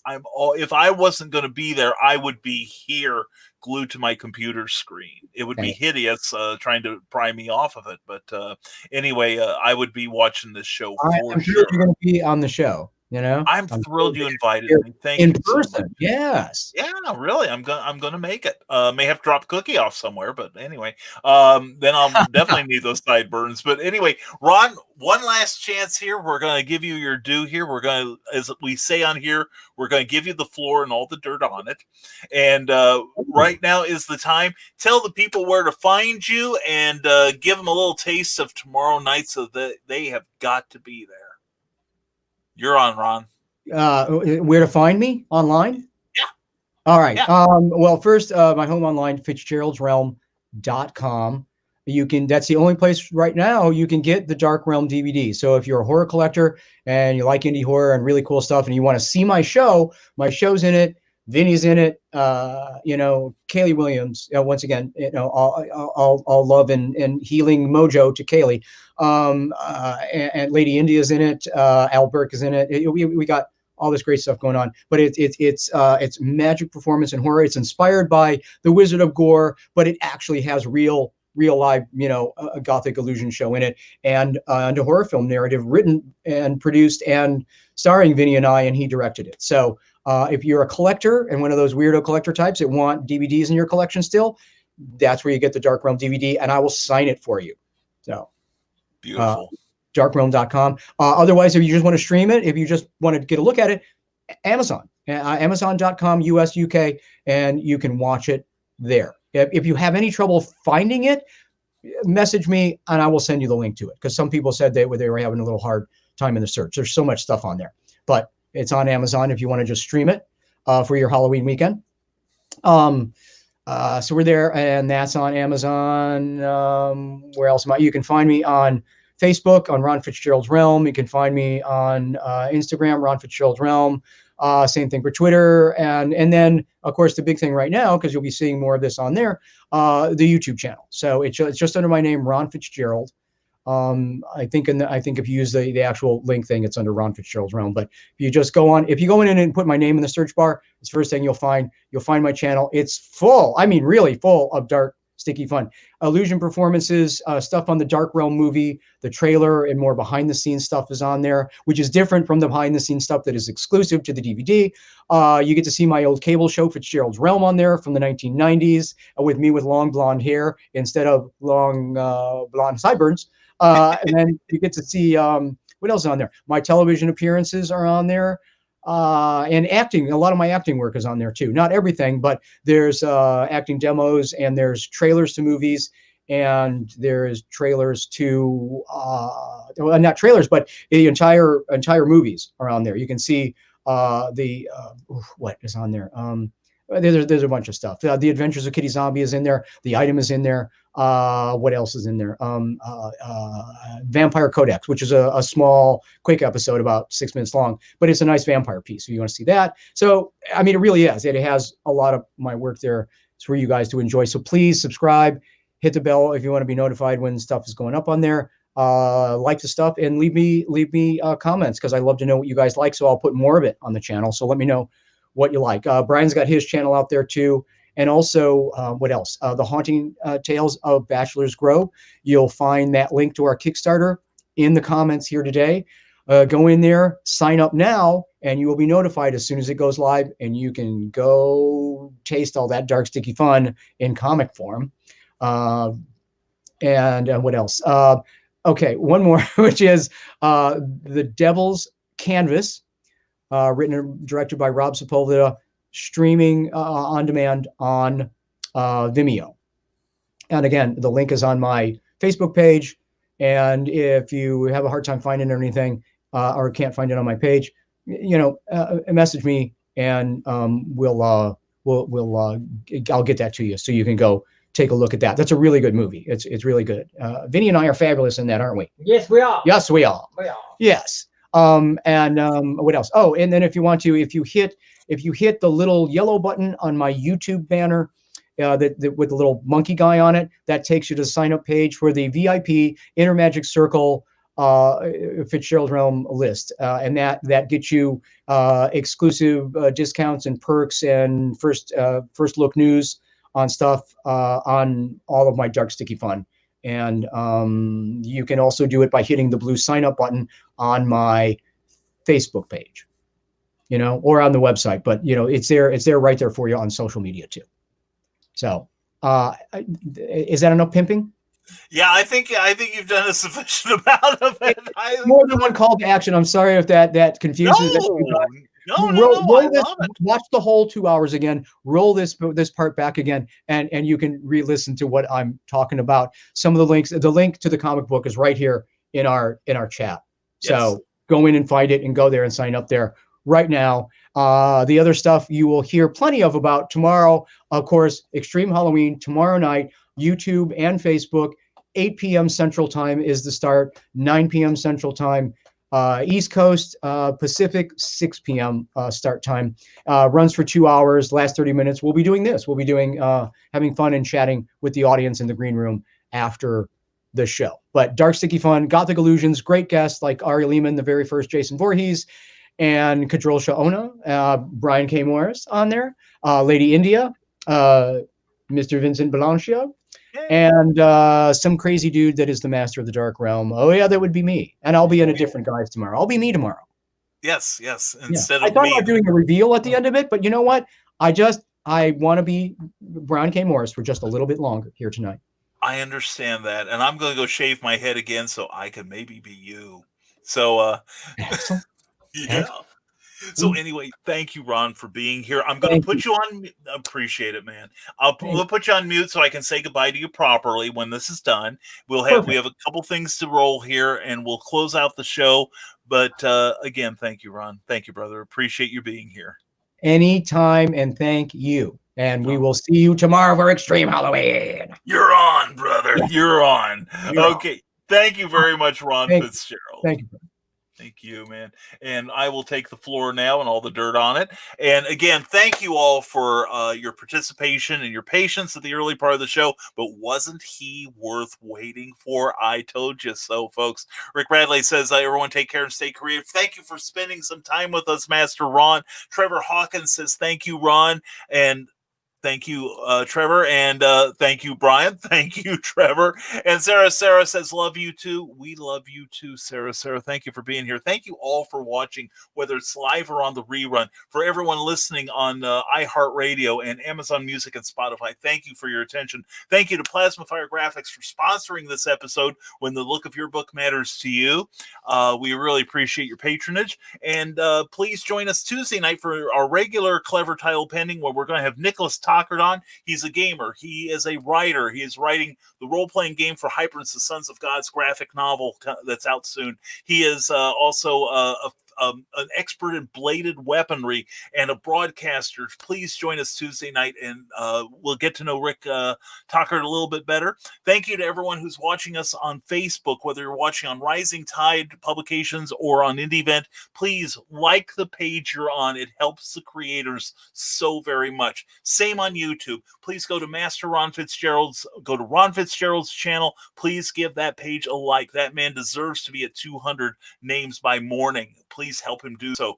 Also, please check out the Rising Tide Publications page. We'd love to have you subscribe to that one as well. Ring the bell if you want to be notified of future episodes. And if you like what you saw here tonight, please give a thumbs up to the video. It all helps us in a lot of ways. And that's all I can think of. We'll see you tomorrow night on the Extreme Halloween special. And I will fumble now to get to the place I'm supposed to be at. And anyway, folks, thank you all for being here. A very special Halloween's Eve Clever Title Pending. We appreciate you all. And thank you for your excellent questions and comments. We love you guys. And we will see you soon. All right. We'll see you tomorrow night on Ron's show at 8 p.m. Central Time. So, folks, as always, stay smart. Stay safe, wash your hands, Never apologize for being awesome. Thank you for joining us tonight on Clever Title Pending. Have a great night, everyone. Thank you for tuning in to Clever Title Pending, a Rising Tide Publications and Brian K. Morris production. A member of Comic Book Advocating Network and sponsored by GeekInsider.com. Become part of our show with sponsorship and advertising opportunities. For details, contact advertising at geekinsider.com or visit podcast.geekinsider.com. The Geek Insider podcast is available on your favorite app, so please hit the follow button and share it out to your friends. Because if you don't, you might have to turn in your geek card.